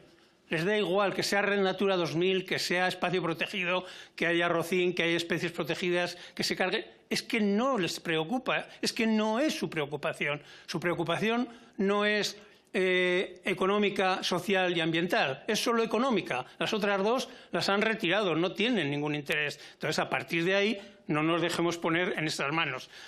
Pero las administraciones, todas y muchas, están a favor de este modelo. ¿Y entonces qué hacen? Declaran de utilidad pública, expropiando y quitando bienes a los ciudadanos del territorio, proyectos cuya utilidad pública es cero. Primero, hemos sobrepasado las necesidades, hemos sobrepasado lo que el PNIEF se marcó para 2030 con creces. Está sobrepasado, no me pides números, que eso es muy aburrido, pero está sobrepasado. Entonces, si ya lo hemos pasado, ya no es necesario. Si ya no es necesario, no es útil. Entonces, ¿qué utilidad pública tiene? Cero. El beneficio de unos pocos nunca puede convertirse en utilidad pública. Son proyectos muchas veces mal presentados y sin calidad. El otro día, o hace un tiempo, me decía un ingeniero de caminos, si yo presento un proyecto de esas características para hacer una carretera, se me ríen en el departamento y me evitan para toda vida, aparte que me lo devuelven. Pues hemos visto proyectos de renovables que lo pone, lo dice la Administración. El proyecto está mal redactado. Oiga, no lo admita. ¿Por qué lo admite? Esto es una realidad constante. Y aquí podría estar rato, pero no os asustéis que no os va a ser. Y luego estamos saturando los espacios. La provincia de Teruel, más o menos en este momento hay proyectados, esperemos que no se hagan, unos 14.000 megavatios. Eso son 14 gigas, ¿qué dato usaba? Pues megavatios, que suena más. 14.000 es más que 14. Para 135.000 habitantes que necesitarían aproximadamente unos 100 megavatios. Fijaros la diferencia, de 100 a 14.000. El consumo nacional está en este momento entre 30 y 40.000. El día del apagón estábamos consumiendo 28.300 no sé qué. Y está casi en los máximos, porque consumismo, menos electricidad, no menos energía. Esto es otro debate. Menos electricidad. Desde 2008, que es la crisis, hemos ido hacia abajo. Ha habido un repunte este año, están todos contentos de un 0,4%. Es decir, la pera, palilla. Bueno, pues... y para hacer esto se ocupa en sierras y lo que haga falta. Tercera cuestión. Entonces, me cortas si me paso porque yo tengo una tendencia...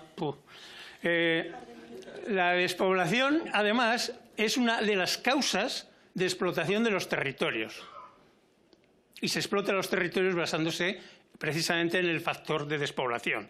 Hay que industrializar una sociedad agraria que parece que no es rentable, que no es viable, que no es, y pongamos lo que queráis, y analicemos el sector agrario, esto sería muy complejo, y entonces la industrializamos porque esto es lo que les va bien a estos pobrecillos, que es lo que estaban esperando y estaban necesitando.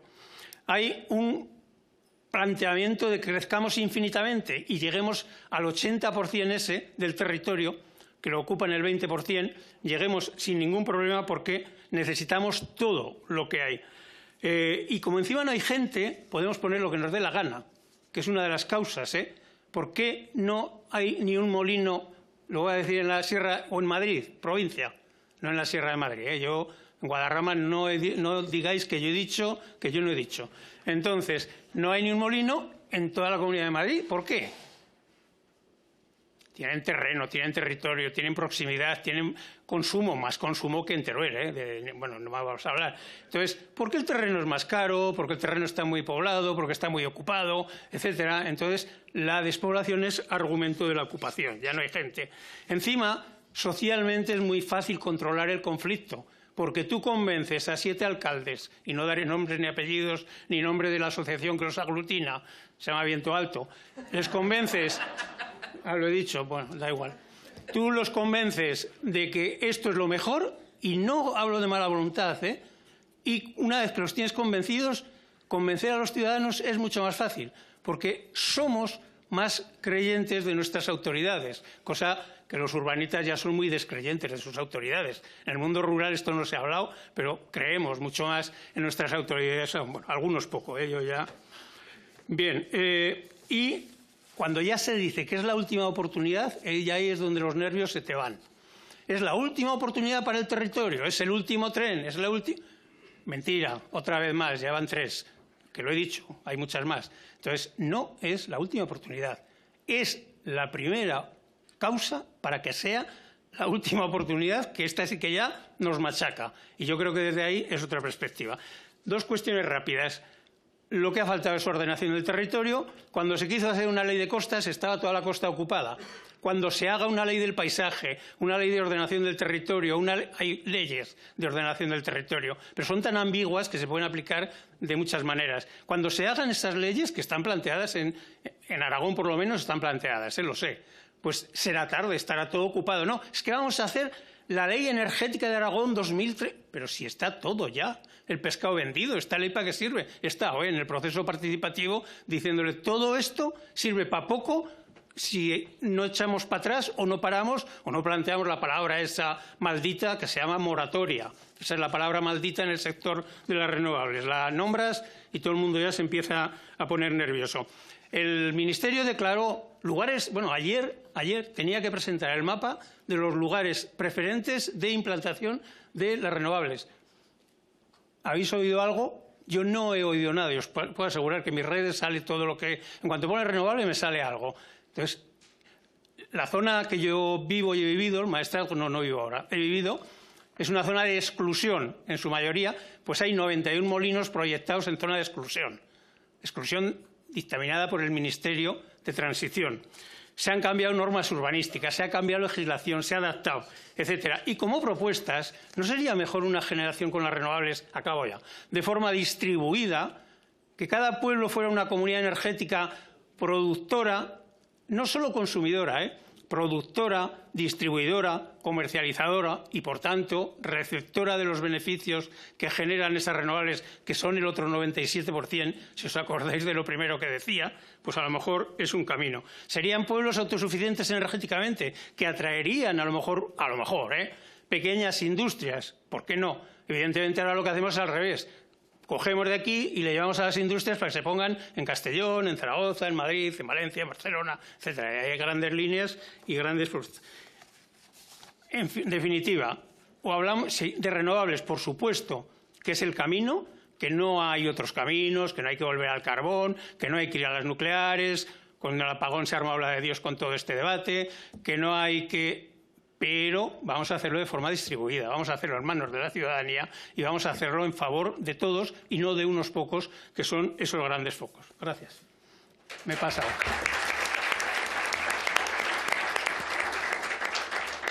Muchísimas gracias, Javier, pero ¿quién era yo para cortar después de lo que he hecho? Así que pasamos al siguiente ponente, Adrián Gallero Moreiras, politólogo con estudios de posgrado en Economía Social, así como en metodologías participativas en el ámbito del desarrollo rural y la gestión del territorio.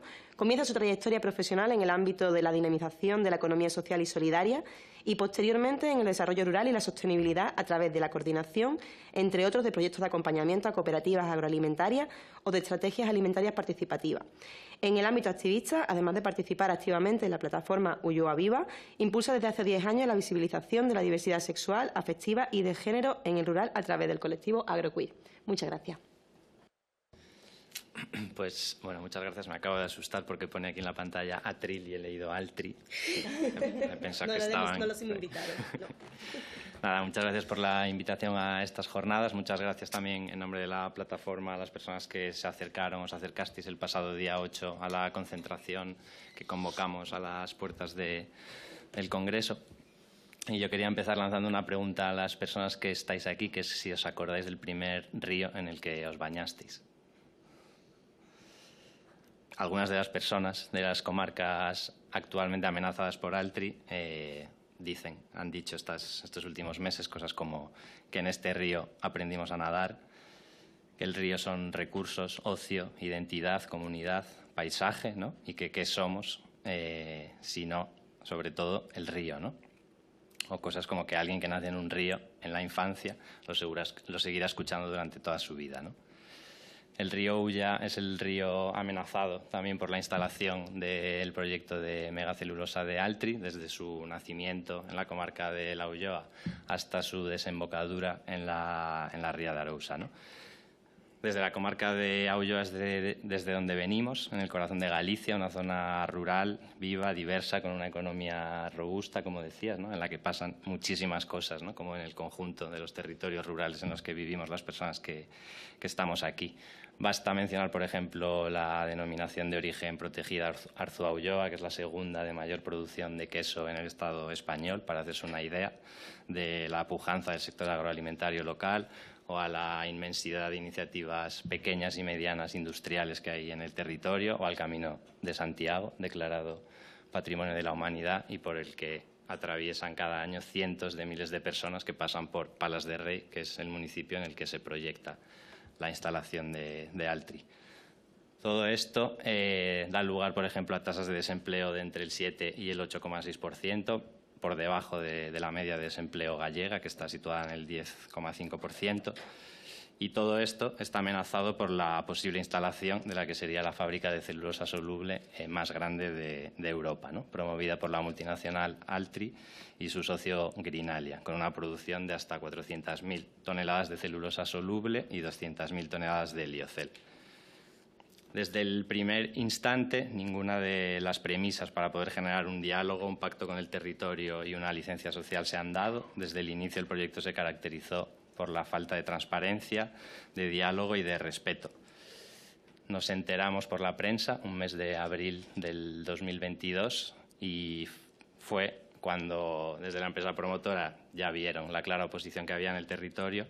Fue solo ahí cuando decidieron venir a lo bienvenido Mr. Marshall, hablando de cosas como territorio deprimido o hablando de un 25% de analfabetismo entre la población local, ¿no? Lo que demuestra pues el profundo clasismo y el profundo desconocimiento del medio rural gallego. El propio proyecto se define en las más de 8.000 páginas de proyecto como una industria de enclave que consumiría, entre otras muchas cosas, 46 millones de litros de agua al día, equivalente al consumo doméstico de toda la provincia de Lugo, o exigiría, por ejemplo, más de 30.000 hectáreas de monocultivo de eucalipto. Las personas que estáis aquí sabéis la profunda relación que existe entre los conceptos de tierra de sacrificio e industria de enclave. Creo que se ha comentado antes, no es solo una cuestión ambiental, es un modelo de desigualdad estructural, ¿no? Los beneficios se concentran en manos ajenas y las comunidades locales asumimos los costes, ¿no? Es la dinámica que lleva operando décadas y décadas entre el sur global y el norte global, y en ese sentido también decimos claramente que no queremos Altri en La Ulloa, pero tampoco en ningún lado del mundo, ¿no? La respuesta social está siendo contundente, masiva y plural. La plataforma Ulloa Viva, y esto yo creo que es la principal clave de su fortaleza, aglutina a personas de todas las ideologías y sensibilidades políticas. Se han presentado más de 27.000 alegaciones, se han llevado a cabo manifestaciones de más de 100.000 personas en Santiago de Compostela, se han recogido cientos de miles de firmas. Recientemente se han dado ovaciones masivas en todos los estadios de fútbol del territorio gallego, y esa diversidad de acciones no solo denuncia un modelo de desarrollo, ¿no?, que ignora a las personas y al entorno, sino que encarna también, a través de una gran creatividad, un profundo amor por la tierra, por la memoria de quienes la habitaron y por quienes están aún por venir, ¿no?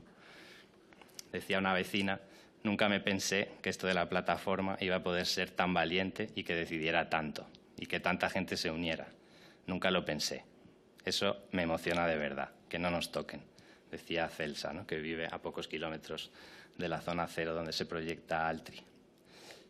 Este proyecto no cuenta con licencia social, tenemos claro que no debería contar tampoco con licencia pública, ¿no? Incumple los principios del plan de recuperación, incumple hasta 14 directivas comunitarias, como se explica en un informe que tuvimos ocasión de entregar aquí hace meses a los diferentes grupos parlamentarios, y que está a disposición de cualquier persona de esta sala que lo requiere. Actualmente el proyecto cuenta con la declaración de informe favorable otorgada por la Xunta recientemente, en un procedimiento que consideramos que está viciado, con informes a la carta, parcialmente externalizados, y quedan ahora pendientes la evaluación ambiental integrada y la aprobación del plan industrial estratégico. Y sobre todo nos hacemos muchas preguntas, ¿no? como algunas de las siguientes, que son: ¿quién decide qué vidas, qué paisajes o qué aguas pueden ser entregadas en nombre del progreso? ¿Qué más se espera que hagamos para detener esto? Teniendo en cuenta que recientemente el Ministerio de Industria ha desestimado la solicitud de 30 millones de Altri en el marco del PERTE de descarbonización industrial, alegando, entre otros motivos, la utilización de combustibles fósiles, nos preguntamos si es de recibo pensar que podrá obtener financiación pública a través de otras convocatorias. O si de verdad un proyecto de construcción de la que sería la fábrica de celulosa soluble más grande de Europa tiene cabida. O con qué cara mirarán los representantes políticos a las 1.540 mariscadoras a pie de las rías, a las 1.558 embarcaciones pesqueras y marisqueras, a las 2.319 bateas de Mejillón, a las 19.000 personas empleadas directamente y las 50.000 indirectamente en el sector del mar, a las 758 granjas de leche del territorio directamente amenazada, ¿no? ¿Y con qué cara nos sigue diciendo la empresa promotora que van a generar 500 empleos? Para terminar, hablar también de otro tipo de impacto, que es el emocional, el comunitario. Creo que se está hablando mucho hoy de todo esto, ¿no? Y por algo será. Y es que para quienes hemos crecido en el rural, el vínculo con la tierra no es solo retórica, ¿no? Es memoria, es identidad, es arraigo. Sabemos lo que significa el abandono, sabemos lo que significa también reconstruir lo que otros destruyen, ¿no? En nombre de inversiones que ni nos preguntan ni nos benefician. A día de hoy seguimos esperando que las instituciones públicas estén a la altura de esta ciudadanía. A creatividad, a decibelios y a movilización cívica no nos gana nadie, pero tampoco vamos a dejar que nos tomen el pelo. No puede ser que las instituciones, ¿no? Y estamos hoy en el Congreso de los Diputados, sigan desoyendo argumentos técnicos, científicos y humanos, ni dando la espalda a la ciudadanía que clama por ser escuchada. Altri no viene a crear futuro, viene a producir celulosa.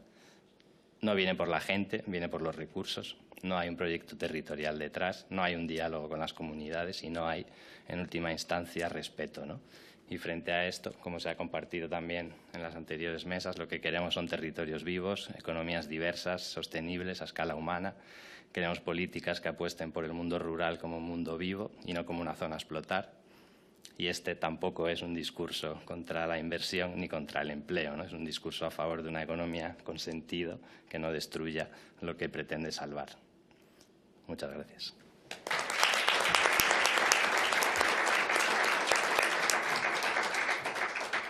Muchas gracias, Adrián. Y vamos con la última intervención de la joven pero vieja conocida por todas las ecologistas del mundo.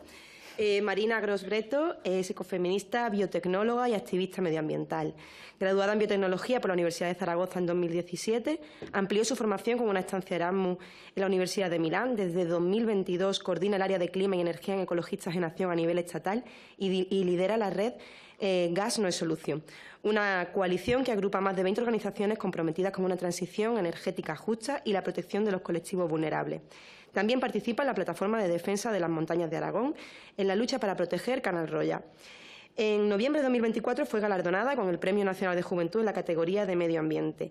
Actualmente continúa siendo la voz activa en la defensa del medio ambiente y los derechos sociales, promoviendo una visión ecofeminista que busca un equilibrio entre justicia social y la sostenibilidad ambiental. Muchas gracias. Vamos contigo.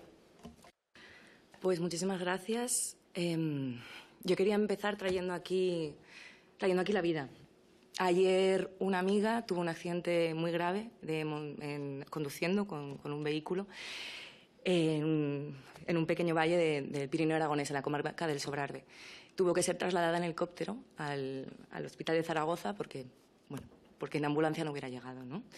Entonces, os agradezco mucho, ¿no?, el poder sostener aquí las emociones, el poder sostener aquí las historias, ¿no?, en la comunidad que estamos hablando, porque al final la despoblación, ¿no?, y sobre todo la falta de servicios mata, ¿no? Entonces yo creo que es relevante que podamos estar hablando de esto. Así que voy a intentarlo. Venga. Yo venía a hacer 3 reflexiones, ¿no?, empezando con el título, empezando por el final, por los macroproyectos.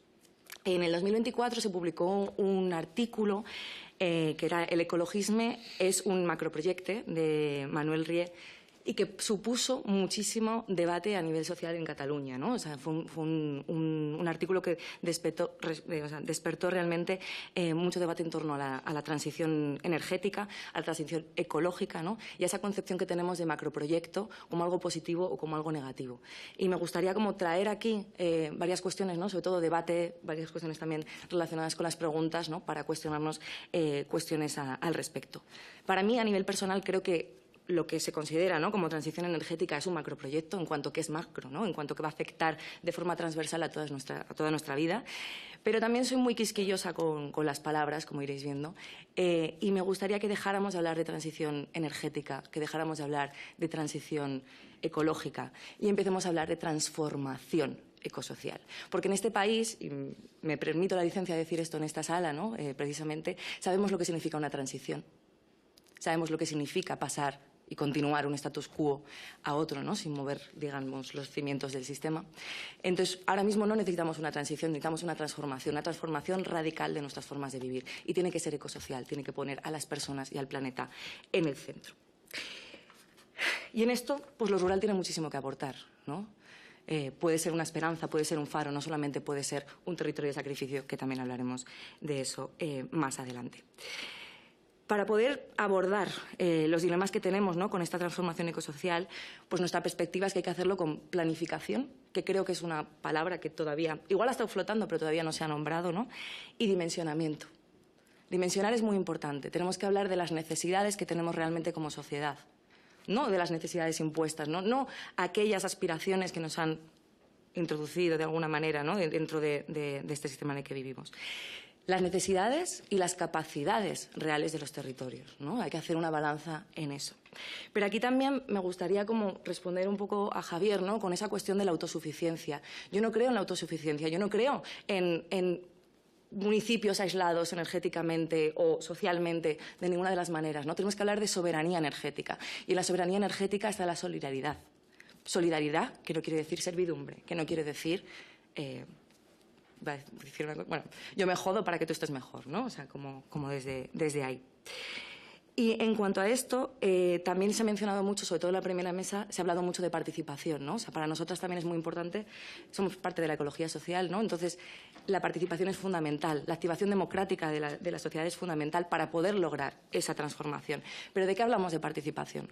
Yo creo que tenemos una diferencia, ¿no?, muy clara entre la sociedad civil, lo que entendemos por participación, una participación real, una participación construida desde el inicio, que lo que muchas instituciones entienden por participación, ¿no? Y nos estamos encontrando procesos supuestamente participativos, como fue el del PENIEC sucedido desde 2023, en el cual pues, la participación de la sociedad civil fue básicamente presentar unas alegaciones a un texto que todavía no estaba escrito y un evento que tampoco pudimos como generar un debate, ¿no?, o de verdad. Esa es la participación que nos ponen encima de la mesa.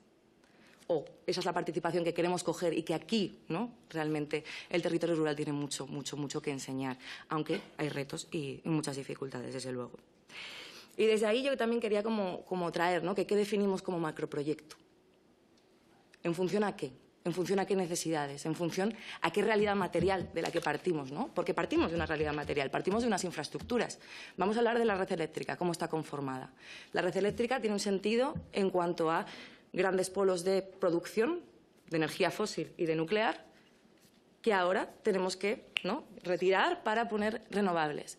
Pero la infraestructura, tal y como está conformada la red eléctrica, responde a esas necesidades y responde a ese tipo de energía.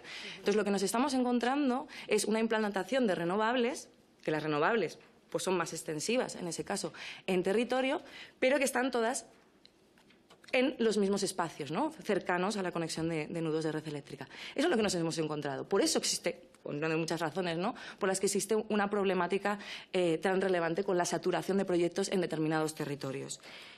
Entonces, claro, hay que plantearse, ¿qué hacemos con este modelo? ¿Qué hacemos con este modelo de red eléctrica? ¿Cómo lo transformamos?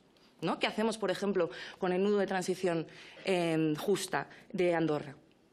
Que se quita la central térmica de Andorra, una central térmica de carbón, aparece un concurso público en el cual diferentes empresas pues, postulan, ¿no?, para ver quién se hace con las posibilidades de poner ahí sus proyectos. Gana Endesa.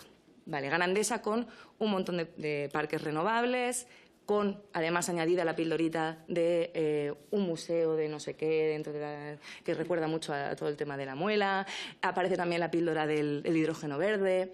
Vale, nos encontramos con esa situación. Y nos encontramos al mismo tiempo que en ese mismo territorio, en esa misma localidad, un pueblo de menos de 3.000 habitantes, aparece Copenhagen Investment Partners, unos viejos conocidos, que vienen a plantear el mayor proyecto de producción de hidrógeno verde del Estado, con sus parques renovables aledaños. Todo en el mismo territorio. O sea, el problema no es las renovables, sino cómo se disponen también a nivel territorial. Entonces, otra de las preguntas, ¿no?, que quería hacer es si replicamos este modelo de macroproyectos, en este caso, ¿no?, si transformamos, por ejemplo, red eléctrica, o lo vamos a replicar de la misma manera pues, a los centros de datos, al hidrógeno, al biogás, a las macrogranjas, al militarismo, a la digitalización, y puedo seguir, ¿no? Entonces, yo creo que también es como una forma de decir, vale, partimos de esta realidad material, ¿cómo la transformamos para llegar a ese horizonte, ¿no?, de producción distribuida y equitativa? Pero también, sí, en cuanto a las renovables, sí quiero decir que hay una burbuja, pero que no hemos conseguido los objetivos de implantación de renovables. No los hemos conseguido. Todavía queda mucho trabajo que hacer, todavía queda mucho que desarrollar, pero hay que hacerlo bien. Entonces, lo que sí que nos hemos encontrado y donde está la burbuja, y esto lo analizamos en el último informe que hemos publicado de implantación de energías renovables en el sistema eléctrico peninsular, es que los contratos de acceso a red, o sea, cuando unos promotores hacen un proyecto, ¿no?, y hacen como una oferta y tienen que pagar por esa, digamos, esa licencia de acceso a la red, ahí nos estamos encontrando que sí que hay un 28% más de proyectos eólicos que los que marca el PNIE como objetivo y entre un 56 y un 85% en relación de proyectos fotovoltaicos.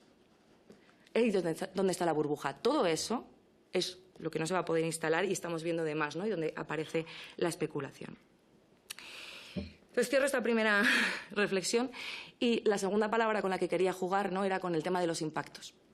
Todo tiene impactos. Todo. Venir hasta aquí en AVE con energía renovable tiene un impacto. Beber de esta botella de agua tiene un impacto. O sea, todo absolutamente tiene un impacto. No podemos hacernos trampas al mus, ¿no? Y me gustaría desterrar dos mitos. Uno de ellos es que existe la solución perfecta.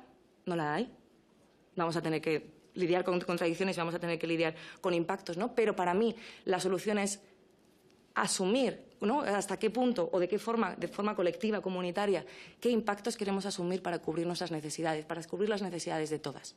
No para las del oligopolio, no para las de los ricos, no para la clase dominante del norte global, ¿no? Y la otra es que desterremos ya la idea de que el mercado tiene la solución. Por favor. O sea, estamos en un planeta finito, estamos en un planeta que está sobrepasando sus límites. No podemos seguir creciendo. Tenemos que empezar a ser conscientes de ello. Sé que muchas de vosotras, por supuesto, lo sabéis, ¿no? Pero sobre todo esa idea que a mí me resulta infantil de que, bueno, es que el mercado se encargará. No, es que no vamos a prohibir, no vamos a hacer una planificación ordenada de la salida del gas del sistema eléctrico. Ya se encargará el mercado. Dicen, perdona, no estamos en estas, ¿no? Tenemos que hacerlo de forma adecuada. Entonces, no voy a entrar a valorar, ¿no?, toda la cuestión relativa de las diferencias de impactos, ¿no?, entre las energías fósiles y las energías nucleares con las renovables. Sabemos que mucho más, ¿no?, el tema de los fósiles y nuclear, pero desde luego las renovables tienen impacto como se ha mencionado, ¿no? Que para mí también es una cuestión relativa a que cuanta más planificación y ordenación haya y cuanto más dimensionamiento, cuanto más ajustados tengamos la producción energética, en este caso energía eléctrica, pero de las otras también, a las necesidades que tenemos para el buen vivir, para el desarrollo de los pueblos, ¿no?, y de la soberanía en todos sus términos, menores impactos habrá, ¿no? Y además serán unos impactos que igual habremos podido elegir de forma colectiva. Pero lo que sucede en el mundo rural también es que los impactos vienen en forma de capas superpuestas. O sea, que no estamos hablando solamente de las energías renovables, que estamos hablando también de la macrogranja, estamos hablando de la agroindustria, estamos hablando también de la contaminación de los acuíferos por la utilización de fertilizantes químicos, ¿no? Y también estamos hablando de emoción, estamos hablando de un sentimiento de agravio, ¿no?, que viene por ejemplo, muchos pueblos de Aragón, sobre todo del Pirineo, en toda la cuestión relativa a haber echado a la gente de sus casas para construir hidroeléctricas, haber dinamitado casas para construir hidroeléctricas y algunas que ni siquiera se hicieron, ¿no? Pero en otros pueblos, por ejemplo en Extremadura, también está toda la cuestión nuclear muy viva y ese sentimiento, ¿no?, de primero vino la hidroeléctrica, después las nucleares, ahora las renovables son la guinda del pastel, ¿no? Igual no es la parte como más tal, pero también está. Y a todo esto lo que estamos viendo, por ejemplo, en Aragón, ¿no?, es una suma de capas y capas y capas. Los centros de datos, con el consumo intensivo de agua, de electricidad, dejando nada de fiscalidad al territorio, tampoco de trabajo. El hidrógeno, con lo mismo. El biogás, que estamos viendo también lo que está sucediendo, o las líneas eléctricas, ¿no? Entonces, también es una cuestión, otra vez más, de planificación y dimensionamiento. Y mi última reflexión, sí, tiene que ver con los territorios de sacrificio. Y yo os digo que soy muy, muy quisquillosa con las palabras y la terminología que utilizamos, ¿no? Y desde aquí, desde una perspectiva, ¿no?, ecofeminista y decolonial, os invito también a llamar a las cosas con su nombre y hacerlo también desde una actitud en cuanto a los privilegios que tenemos como norte global, ¿no? Para mí, por ejemplo, una palabra que sería interesante, que hemos estado como debatiendo mucho, ¿no?, para utilizar, sería territorios de vasallaje o territorios de servidumbre, ¿no?, que igual conecta un poco más con esta idea del tecnofeudalismo que trae Varoufakis en su último libro, que yo creo que podría ser como interesante, ¿no? Y sobre todo desterrar, pues, la colonialidad que sí que tenemos como Estado, o sea, como España, como Estado colonial, ¿no?, que sigue sin pagar sus deudas climáticas, ambientales y sociales a los territorios del sur global. Entonces, las dinámicas extractivistas, por definición, se dan entre el norte y el sur global. Para mí, existen nortes en los sures y existen sures en los nortes, ¿no? Pero creo que hay que, bueno, hilar un poquito más fino, ¿no? Yo aquí hablaría de dinámicas de servilismo dentro del norte global. Entonces, es obvio el ejemplo, ¿no?, que sabemos del sur de Europa con el centro de Europa, de Madrid con las periferias, ¿no?, de propio Aragón, de Zaragoza con el resto del territorio, de la provincia de Huesca, ¿no?, de qué ocurre con la capital, incluso a nivel más micro, pues también lo que puede ocurrir, pues, entre Ayerbe, ¿no?, y Viscarroes, que es el pueblo que he estado viviendo durante los últimos 2 años. Entonces, para mí, como destacar 2 cosas, ¿no? Que todo va del macrosistema a lo micro, pero que también en lo micro está la solución a muchas de las cosas que nos planteamos, ¿no?, que yo creo que luego podemos sacar muchas cuestiones al respecto, que hay mucha resiliencia y hay mucho conocimiento dentro de los pueblos, de todo el mundo, ¿no?, pero también en los nuestros, hay que reconocerlo. Y luego, por aterrizar un poco más en la cuestión de la juventud, ¿no?, de los derechos de las generaciones futuras, que además hace poco se aprobó la PNL. Y que tenemos derecho a vivir en nuestro territorio, a vivir en nuestros pueblos y a habitarlos, ¿no? Entonces, para ello lo tenemos que construir y lo tenemos que construir en colectivo. Así que muchas gracias.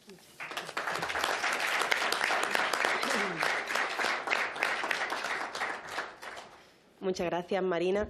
Bueno, estamos súper fuera de tiempo, pero me parecería injusto que en esta mesa, que creo que además pues, tenemos cierta polémica, ¿no? Esta polémica está servida.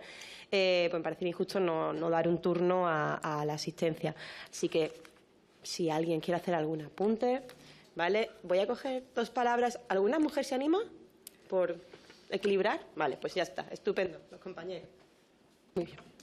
Sí, buenas tardes. Mi nombre es Chus Ignacio Felices y soy economista y quiero enlazar con lo que decía el compañero del maestrazgo, que efectivamente para que nuestros pueblos tengan futuro, vida y esperanza hay que crear puestos de trabajo dignos para sus habitantes. Puestos de trabajo que les permitan comprar una casa y tener unos servicios dignos, como se ha dicho, para que dejen de ser territorios de sacrificio, como bien decía la compañera, de servidumbre. No se puede pedir a la gente que vaya a los pueblos a sacrificarse para el bien del interior.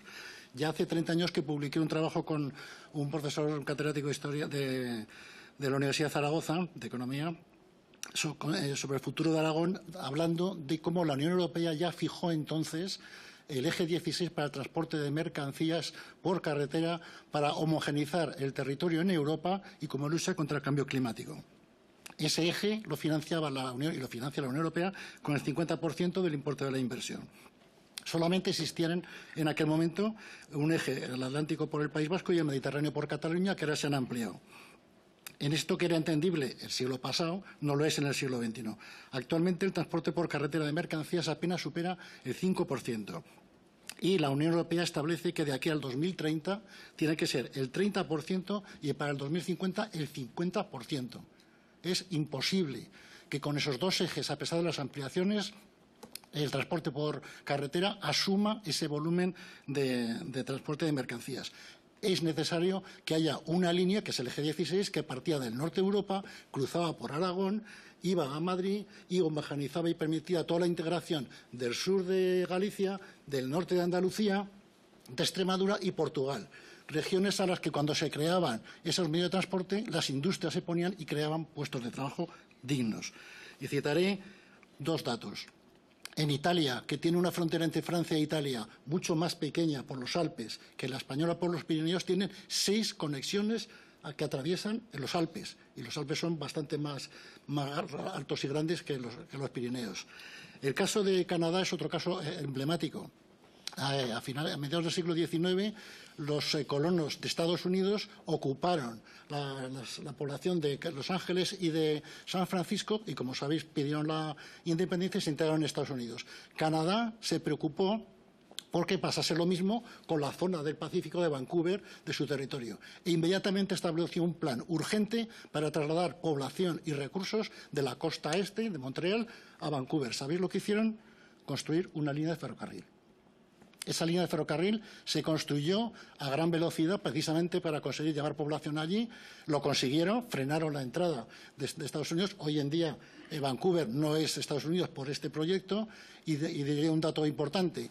La línea de ferrocarril recorría lo que es la frontera actual entre Estados Unidos y Canadá y llegaba a un lago que estaba a mitad del camino. Entonces eligieron ir por el sur del lago y luego seguir hasta el Atlántico, hasta el Pacífico. Luego, con el paso de unos años, se dieron cuenta de que esa conexión no era todo lo perfecta que pensaban y cambiaron de idea. En vez de llevarla por el sur, la llevaron por el norte. En la zona sur, cuando iba por allí, se creó una estación. Esa estación dio lugar a una ciudad. Todas las estaciones que tenían por el territorio dieron lugar a ciudades, que hoy en día son prósperas y que tienen población. Cuando se cambió esta estación, porque se consideró que era mejor hacerlo por el norte, ¿sabéis lo que pasó con la ciudad que estaba al sur? Que desapareció.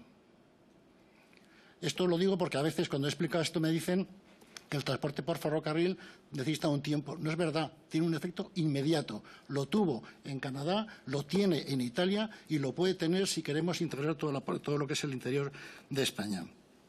El futuro de la España interior permitiría, con esta línea de ferrocarril por el Canfranc, que estamos ahí pendientes de que nos concentramos todos los años, que integrase no solamente Aragón, sino, como digo, atravesando Castilla, todas las provincias del sur de Galicia, de Asturias y del norte de Andalucía y Extremadura, que se integrasen y pudiesen entonces tener empresas que pagasen sueldos dignos para que la gente pueda comprar sus casas y tener unos servicios de calidad. Muchas gracias. Siguiente compañero. Hola, me llamo Ivo. Vale, habéis reflexionado y habéis hablado sobre los macroproyectos y los efectos que tienen en el mundo rural. Y yo creo que también es importante compatibilizar esa perspectiva con ejemplos más pequeñitos, cotidianos, ¿no?, que ponen la cara en el día a día de lo que es estar en un territorio de servidumbre o de sacrificio, ¿vale? Entonces, voy a dar 3 apuntes súper breves de un mismo lugar, Aguilar de la Alfambra, en Teruel, ¿vale? El primero, la comunidad energética, ¿vale? Una comunidad energética es un proyecto que es complicadísimo de tramitar. En este caso, al ayuntamiento, a todas las empresas y a casi todas las casas del pueblo, ¿vale? Además, lo abarca todo. Generación, movilidad y calefacción, ¿vale? Para financiarlo, optamos a los Next Generation en concurrencia competitiva. El primer año nos quedamos fuera porque el Gobierno de Aragón nos envió el CIF fuera de plazo. Bueno, es verdad que íbamos un poco justos de tiempo, ¿no? Pero es que al segundo año nos quedamos fuera porque el MITER dice que es que el municipio no está alineado. Dices, ¿cómo es posible esa tontería? Alegamos, ¿vale?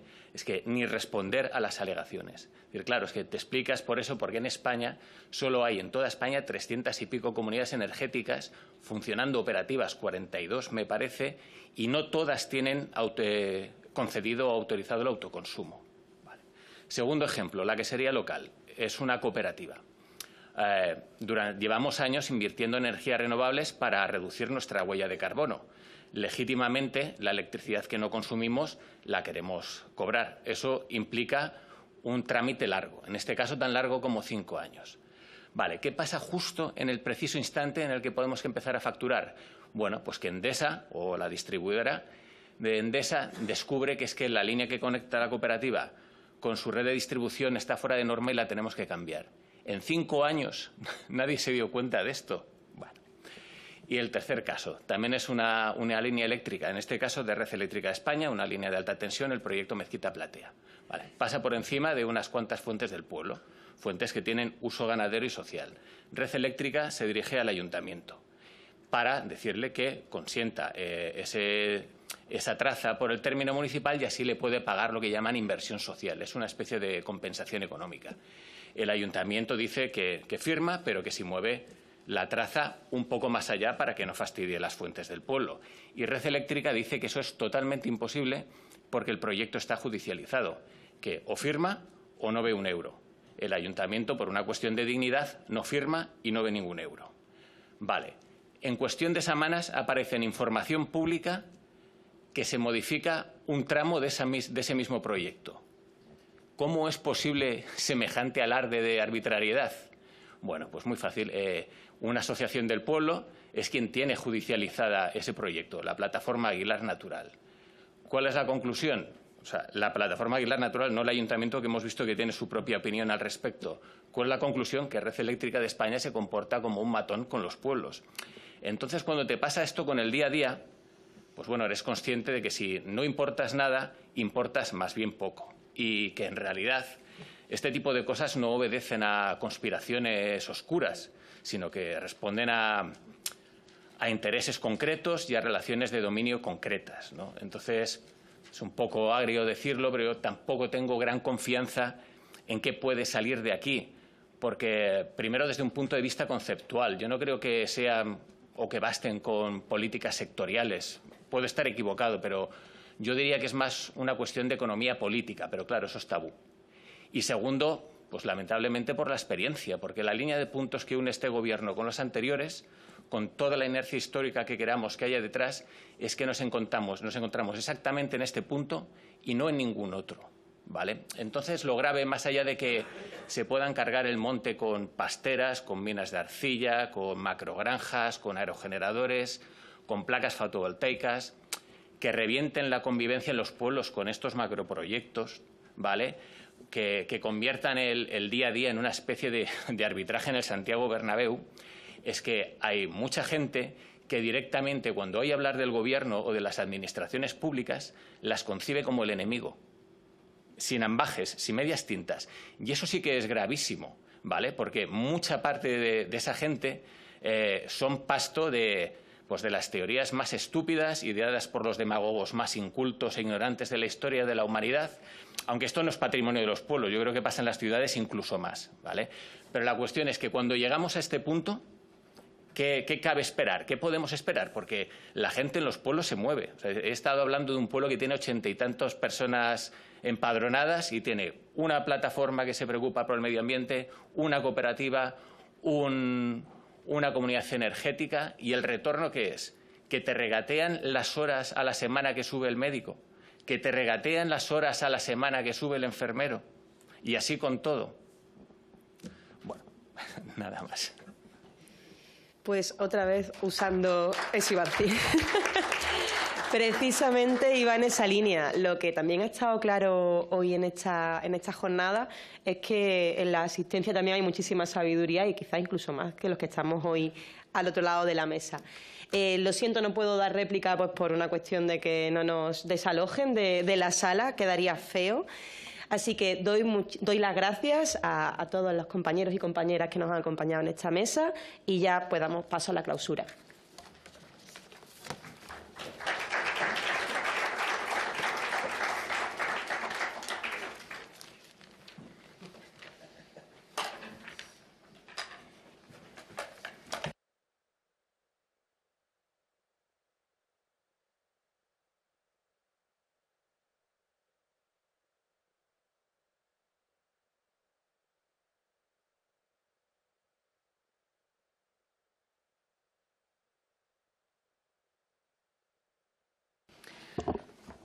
Muy bien, pues vamos ya concluyendo y para cerrar, para recoger las inquietudes y en un ejercicio también de escucha a todos los que y las que habéis venido, Tenemos aquí con todos nosotros a Ana de los Ángeles Marín, que es directora general de Políticas contra la Despoblación del Ministerio de Transición Ecológica y Reto Demográfico, que creo que puede aportar un punto también diferencial, puede aportar cómo se vive todo esto desde dentro, la capacidad que se tiene también desde esa dirección general y, sobre todo, también pues, poderos trasladar y poder compartir las inquietudes que tenéis todos vosotros y vosotras. Así que, Ana, cuando quieras. Gracias. Gracias por la invitación, por la organización de esta jornada, que me parece muy pertinente y del máximo interés. También el tiempo no he podido estar de inicio, pero sí que llevo ya un buen rato escuchando y me han parecido de la máximo interés todas las intervenciones. Y bueno, pues agradecernos a permitirnos la participación de la Secretaría General de Reto Demográfico y disculpar al Secretario General de Reto Demográfico, a Paco Boya, que seguro que algunos le conocéis, que no es posible su asistencia aquí hoy porque no se encuentra en Madrid, pero le hubiera gustado estar a él en persona. Yo he traído preparadas unas palabras de un poco de reflexión, también de trasladar el trabajo que se está haciendo desde la Secretaría General y de la Dirección General de Políticas contra la Despoblación, que es la que yo coordino.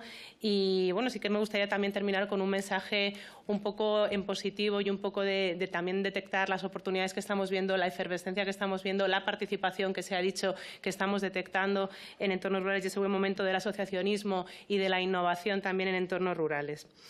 Entonces, solo a modo de reflexión, pues creo que no traigo ninguna novedad si digo que el reto demográfico, pues junto a la transición, junto al cambio climático, junto a la transición digital, son grandes tendencias de nuestro tiempo que por definición son complejas y creo que hay que entender esa complejidad. Esa complejidad se traduce en que tenemos que abordarlas desde un enfoque pluridisciplinar y multidimensional. Lo acaba de decir un ponente, no valen las visiones transversales o las políticas sectoriales, sino que tenemos que abordar estos retos complejos desde distintos ángulos y desde la participación de todos los actores, desde la Administración, sin duda también desde las Cortes, desde la iniciativa privada, desde las asociaciones, los grupos de acción local, también desde la universidad y la investigación y los centros de conocimiento. En nuestro país, si hablamos de reto demográfico, sin duda, por la situación que abordamos, nos centramos en su vertiente territorial. Tampoco es ningún secreto si digo que en España, aunque está creciendo la población, se está creciendo de manera muy concentrada en ciudades y en muy grandes ciudades y tenemos un problema de despoblación en 2/3 de nuestro territorio. La mitad de nuestros municipios tienen menos de 12,5 habitantes por kilómetro cuadrado. Esta es una situación que se viene produciendo desde hace décadas. Esos 12,5 habitantes por kilómetro cuadrado es el umbral que define la Unión Europea para considerar que un territorio tiene despoblación. Por tanto, esta es nuestra situación y es bien conocida. ¿Cuál es el problema de esta despoblación? Que provoca situaciones de lo que llamamos vulnerabilidad territorial. Es decir, en estas zonas tan despobladas hay muy baja densidad de población, esa baja densidad dificulta que lleguen las infraestructuras o que se puedan prestar los servicios, esa menor prestación de servicios resta dinamismo económico, dinamismo en actividad de estas zonas y eso al final desemboca en un relato negativo en cuanto a lo que implica la calidad de vida o la vida en estas zonas. Se genera, por tanto, un círculo vicioso donde estos efectos de la despoblación se transforman también en causas y se retroalimentan. Ese relato negativo lleva a más despoblación, lleva a mayor dificultad en la prestación de los servicios. Las políticas de reto demográfico y de lucha contra la despoblación precisamente tienen ese objetivo, revertir ese círculo y traducir o abordar ese reto de la equidad territorial, de combatir esas vulnerabilidades de los territorios y facilitar el acceso a servicios, a infraestructura y a oportunidades de manera más equitativa y en condiciones razonables en todo el territorio. Crear ese dinamismo territorial y así potenciar el atractivo para desarrollar la vida, la economía, la vida familiar en todos los territorios, porque es la única manera de hacer realmente efectivo el derecho a la libertad de la residencia. Es decir, que la decisión de decidir o en un pequeño municipio o en una ciudad intermedia, en una cabecera de comarca, en una provincia, en una gran ciudad, se base realmente en las preferencias personales, pero no en otras limitaciones en cuanto a oportunidades o acceso a servicios o a derechos. En los últimos años yo sí quiero leer y quiero entender, y creo que esta jornada también es reflejo de ello, que se ha producido un importante avance en comprender cómo de imprescindible es para el conjunto de la sociedad precisamente el mantener esta vitalidad en las zonas rurales. Y yo creo que es reflejo del debate que se ha producido estos años el que se produzcan jornadas como estas. Somos conscientes que necesitamos entornos rurales dinámicos para dar respuesta a aspectos claves, no solo por la justicia o por el derecho de la población que reside en estos entornos, sino por la importancia que las actividades que allí se llevan a cabo suponen para el resto de la sociedad en su conjunto. Hemos hablado de servicios ecosistémicos, de la conservación de la biodiversidad, la gestión forestal y otras actividades ligadas a la bioeconomía. Todos esos servicios, todas esas actividades solo se pueden desarrollar si el medio rural es viable y para eso necesitamos mantener poblaciones viables en los territorios. Además, la concentración excesiva de población en grandes y en muy grandes ciudades también genera mermas en la calidad de vida en estas grandes y muy grandes ciudades. Hablo en términos de congestión, de calidad del aire, de usos del tiempo. Por tanto, potenciar opciones de vida reales en todo el territorio es necesario no solo para los habitantes de estas zonas, sino para el grueso, para el conjunto de la sociedad. Por eso creemos que tiene que ser una política país, no solo una política dirigida a una parte de la población. No se trata tampoco de contraponer lo urbano con lo rural, como si fueran mundos enfrentados o realidades enfrentadas. Se trata de crear una simbiosis entre ambos entornos y crear un continuo. Las grandes ciudades, las capitales de provincia, las ciudades medias, las capitales de comarca, que dan vida a esos pequeños y muy pequeños municipios. Solo con esa vertebración lograremos un territorio vertebrado, funcional, permitiendo esa complejidad. Por lo tanto, se hace necesario también ese apoyo a las ciudades medias, a las capitales de comarca y a las ciudades más intermedias. En 2020, por hablar un poco de lo que hemos hecho hasta ahora y en lo que estamos trabajando, en 2020 creo que fue un gran paso crear la Secretaría General para el Reto Demográfico. Por primera vez se crea una estructura en la Administración General del Estado dedicada a esta política y en ese año se crearon también los primeros instrumentos de gobernanza que, como digo, es una política compleja y requiere de coordinación de distintos agentes.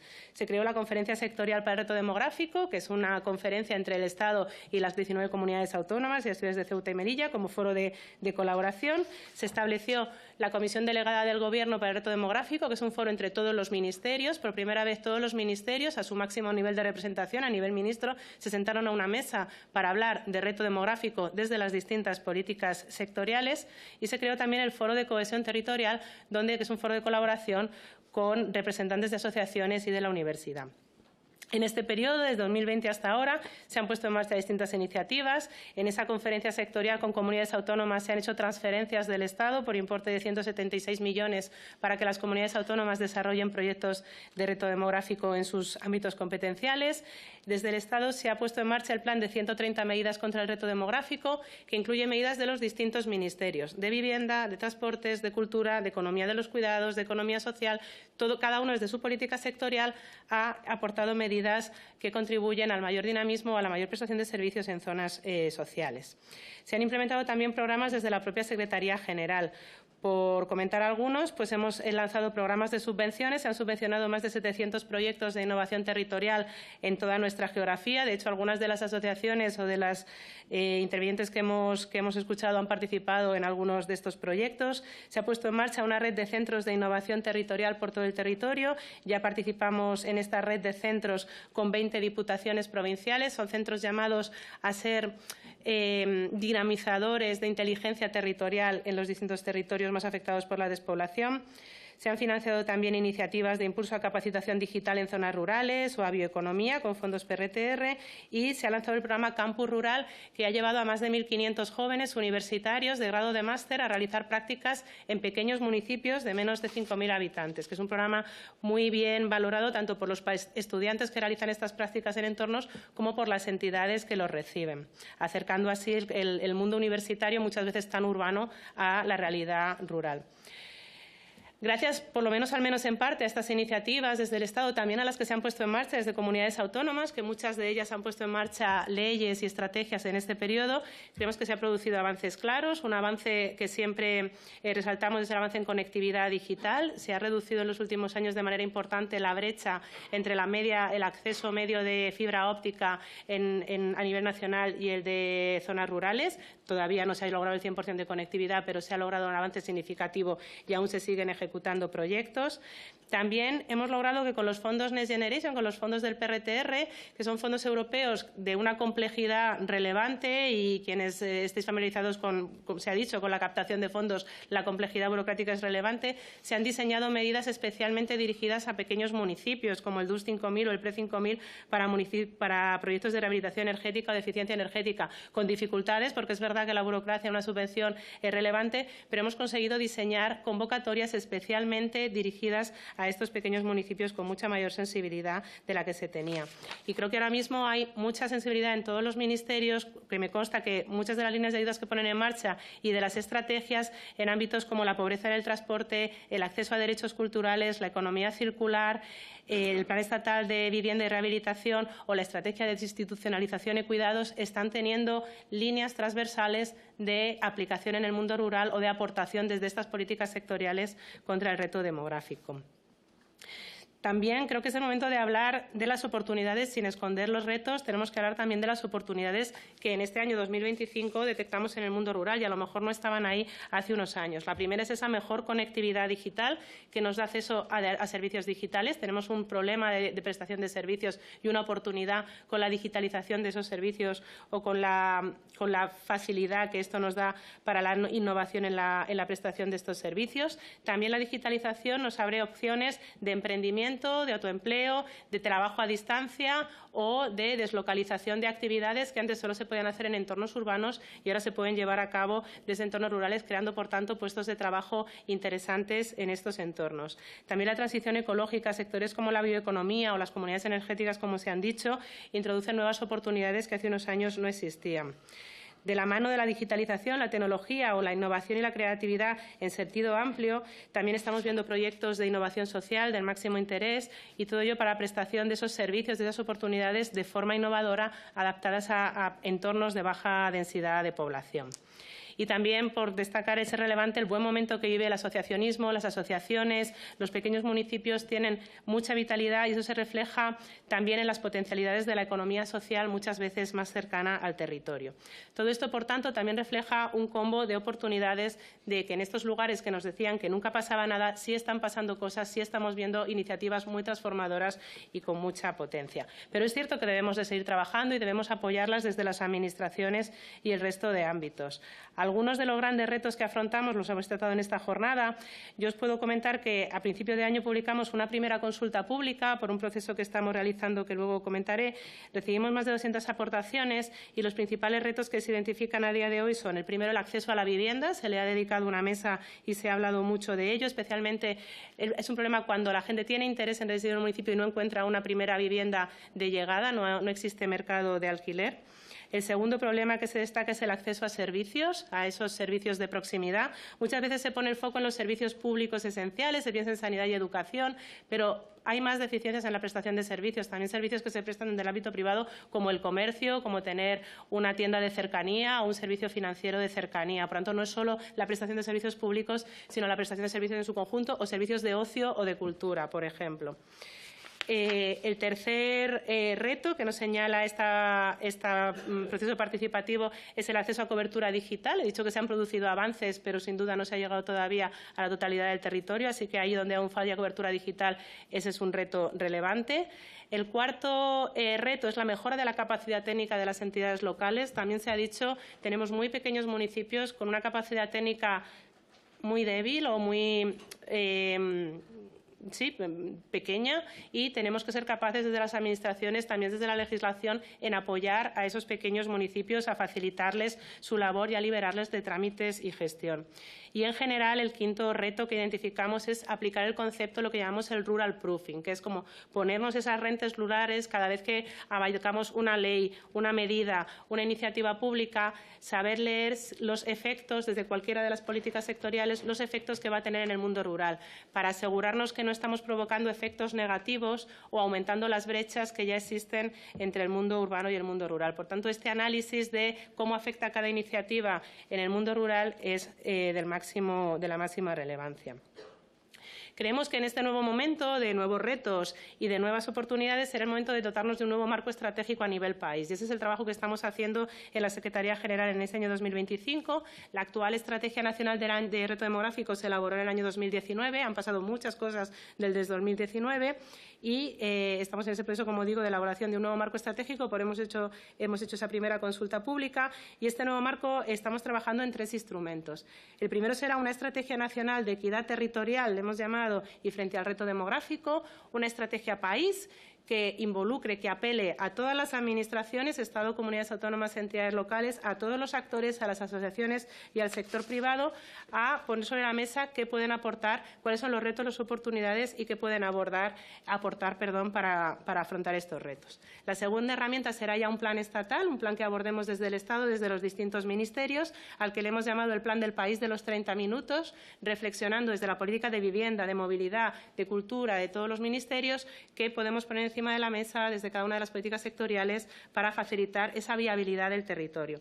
Y el tercer instrumento será un observatorio de reto demográfico, una herramienta digital con datos, indicadores y análisis territoriales para que las decisiones que adoptemos desde lo público, desde las asociaciones, se puedan basar en evidencia y en datos y podamos dar a cada territorio, según sus indicadores, las mejores soluciones o las mejores medidas. Porque no hay una varita mágica, no hay una medida única aplicable a todo el territorio, se ha dicho también, sino que cada territorio presenta unas fortalezas y unas vulnerabilidades y se deben trabajar estrategias territoriales desde cada uno de los territorios. Por tanto, con este observatorio queremos poner una herramienta al servicio de todas las administraciones o actores interesados para entender mejor una lectura basada en evidencia de los territorios.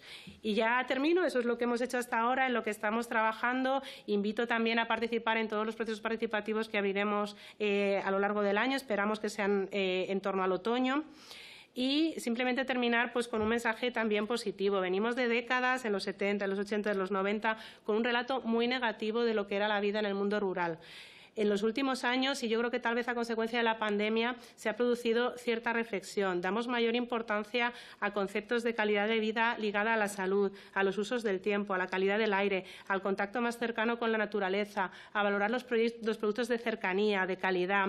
Todo este nuevo marco mental trae consigo mayor interés en lo que son precisamente las fortalezas del mundo rural. Hemos hablado de los retos, pero hay fortalezas en nuestros pequeños municipios. Y todos esos aspectos se valoran cada vez más por la generación joven. Por tanto, hay mucho futuro y detectamos por primera vez mayor interés y vemos una reversión en series históricas que venían siendo muy negativas de despoblación. Por primera vez aparecen repuntes en estadísticas de población, en las estadísticas de movilidad de la población. Por tanto, sí creemos que se está produciendo un cambio de paradigma, que se está poniendo más en valor las fortalezas típicas del mundo rural de nuestros pequeños municipios, que hay oportunidades que poner en marcha sin negar, sin caer en el triunfalismo y sin negar que también hay retos que debemos afrontar todos. Pero sí que creo que debemos transmitir una imagen más realista, más acercada a la realidad y ligar ese mundo rural a cuidados, a modernidad, a innovación, a inclusión, a participación, a valores que tradicionalmente no hemos ligado al mundo rural.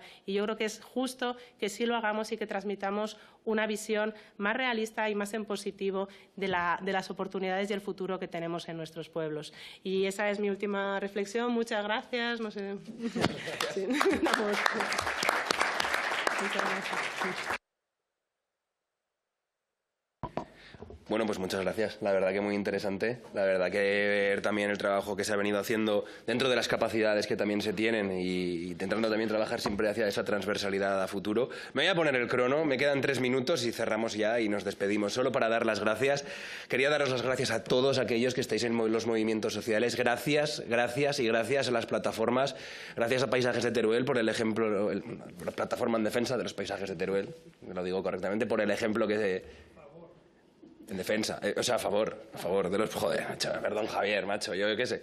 No, gracias a vosotros. Gracias al Movimiento de Acción Rural también, porque habéis estado demostrando también que se puede... Ya me quedan 2 y medio.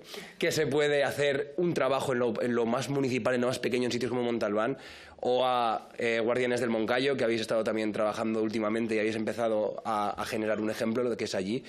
Gracias también a Reviviendo, que estáis demostrando cómo se puede otra vez volver a creer que se puede vivir en los pueblos. Gracias a la plataforma también de vivienda de Benasque, que habéis estado allí también pisando fuerte y ahora últimamente también estáis allí.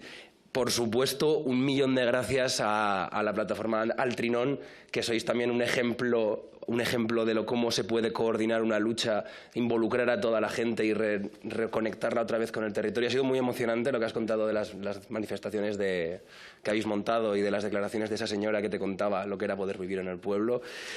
Voy a seguir, o sea, me queda minuto 38, voy sobradísimo. Marina Gros, gracias por existir. O sea, gracias de verdad. Ya tendremos debates sobre tierra de sacrificio, tierra de servilismo tecnofeudalista. Dejaremos de hablar, eso sí, de transición ecológica para hablar de transformación ecosocial, eso te lo puedo asegurar. O hablaremos también de prorrenovables, pero de otra forma, como decía Oquendo. Seguro que no hablaremos de España vaciada, sino de que la han vaciado y de que tenemos que volver a reconstruir ese estado interior. que no somos territorios de sacrificio, sino que somos territorios de esperanza, que lo colectivo siempre puede a lo individual y que crearemos comunidad y que los ejemplos lo tenemos en los propios municipios. Me queda menos de un minuto, ahora ya estoy un poco preocupado.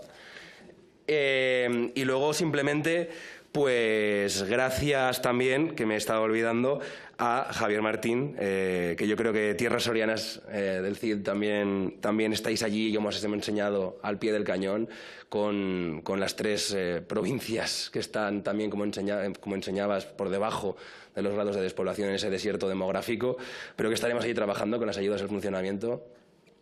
Y me falta Esperanza Magán de Adasur, que también desde Guadalajara nos ha intentado mostrar otra realidad diferente, y me sobran 22 segundos que dejo para que aplaudáis a todos estos ponentes maravillosos que han estado aquí rodeándonos y que creo que se lo merecen.